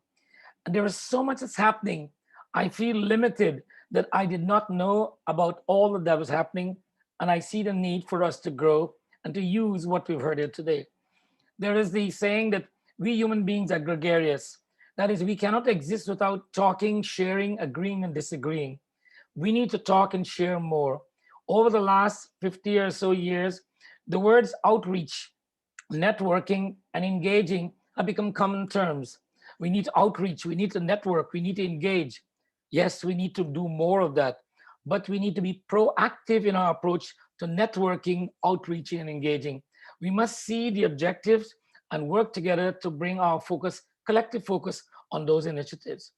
The past has taught us a lot, and we can learn from the history of this last year, or these last 12 months, that how much capacity we have, even when we didn't think we were capable, we have risen to the occasion. Humanity has developed a vaccine, which traditionally, it used to take 10 years to get something like this to fruition. We've done it in 1 year. So when we are tested, we are able to stand up and deliver. We need to continue to do this. As a community, as a people, as Canadians of all diverse race, tradition, color from the world, we combine together in this one quote unquote melting pot, that we become people working together, caring for each other, loving each other, understanding each other, and most of all, being appreciative of each other. All of this activity is leading us into a more pluralistic society. I've seen people of every tradition at this gathering and those who are attending outside of this. At the soup kitchens, at the food tables and the food bank, there is no color barrier, there is no language barrier, there's no religious barrier. All are equal in the lineup when we are in need. So we need to look at who are in need, and it doesn't matter what their traditions are or their labels may be, we look at their need. Address the issues and not the person. Address the issues and not the person. Address the issues and not the person, and we will harmonize and we will become a better people, a better country, and a better human being, not only today, but forever and ever and ever. Om Shanti, Shanti, Shanti. Thank you all for listening. Om Shanti. Pandit Prabhu Sharma, thank you so much for blessing us, for these wonderful messages of hopefulness and conversation that we had today. Much, much appreciated. As we're sort of coming to the close of the conversations here today, very, very energetic day. I also wanted to acknowledge people who put this this forum together. Big acknowledgements. The screen is a little bit too small for me, but I'm just going to make it a little bit bigger, if I may. Yeah. So standard. Yeah. So I'm Abdi Yusuf. I'm from Cultural Settlement and Community Services. We have Alberto Munoz, who's from New Circles. Pia Warsame from Toronto West LIP, Rexdale Women's Center. Imam Abdul Hai Patel, Canadian Multi-Faith Federation and Canadian Council of Imams. Jesse Ranota, Ken Baker, Mirona Abbas, Munir Nasri, Nelson Chang, Nestor Abdon, Ophelia Xavier, Rola Hamdan, Zareen Doherty, and Toronto North LIP team, which consists of Caitlin, Mary, Tahir Khan, Catherine Neal, Isabel Yang, among many, many volunteers who've put this activity together. So ladies and gentlemen, please put your hands together for the planning committee of this forum. There you go, from my side. And at this point, I'd like to remind you to please fill the Survey Monkey around your feedback for this forum. It's a brief survey to share your feedback on this event. And obviously, it highlighted how much we need to talk to each other, how much we need to learn from each other, and how much we need to continue the conversation of food security that was very important that we all had today. Thank you, Akila. I see your comments as well over there. As we come to the end of the forum today, we thank all for your precious time and dedication. I hope you've enjoyed today's session. I want everyone to have a great day and see you all next year. Thank you, everyone, and have a wonderful day.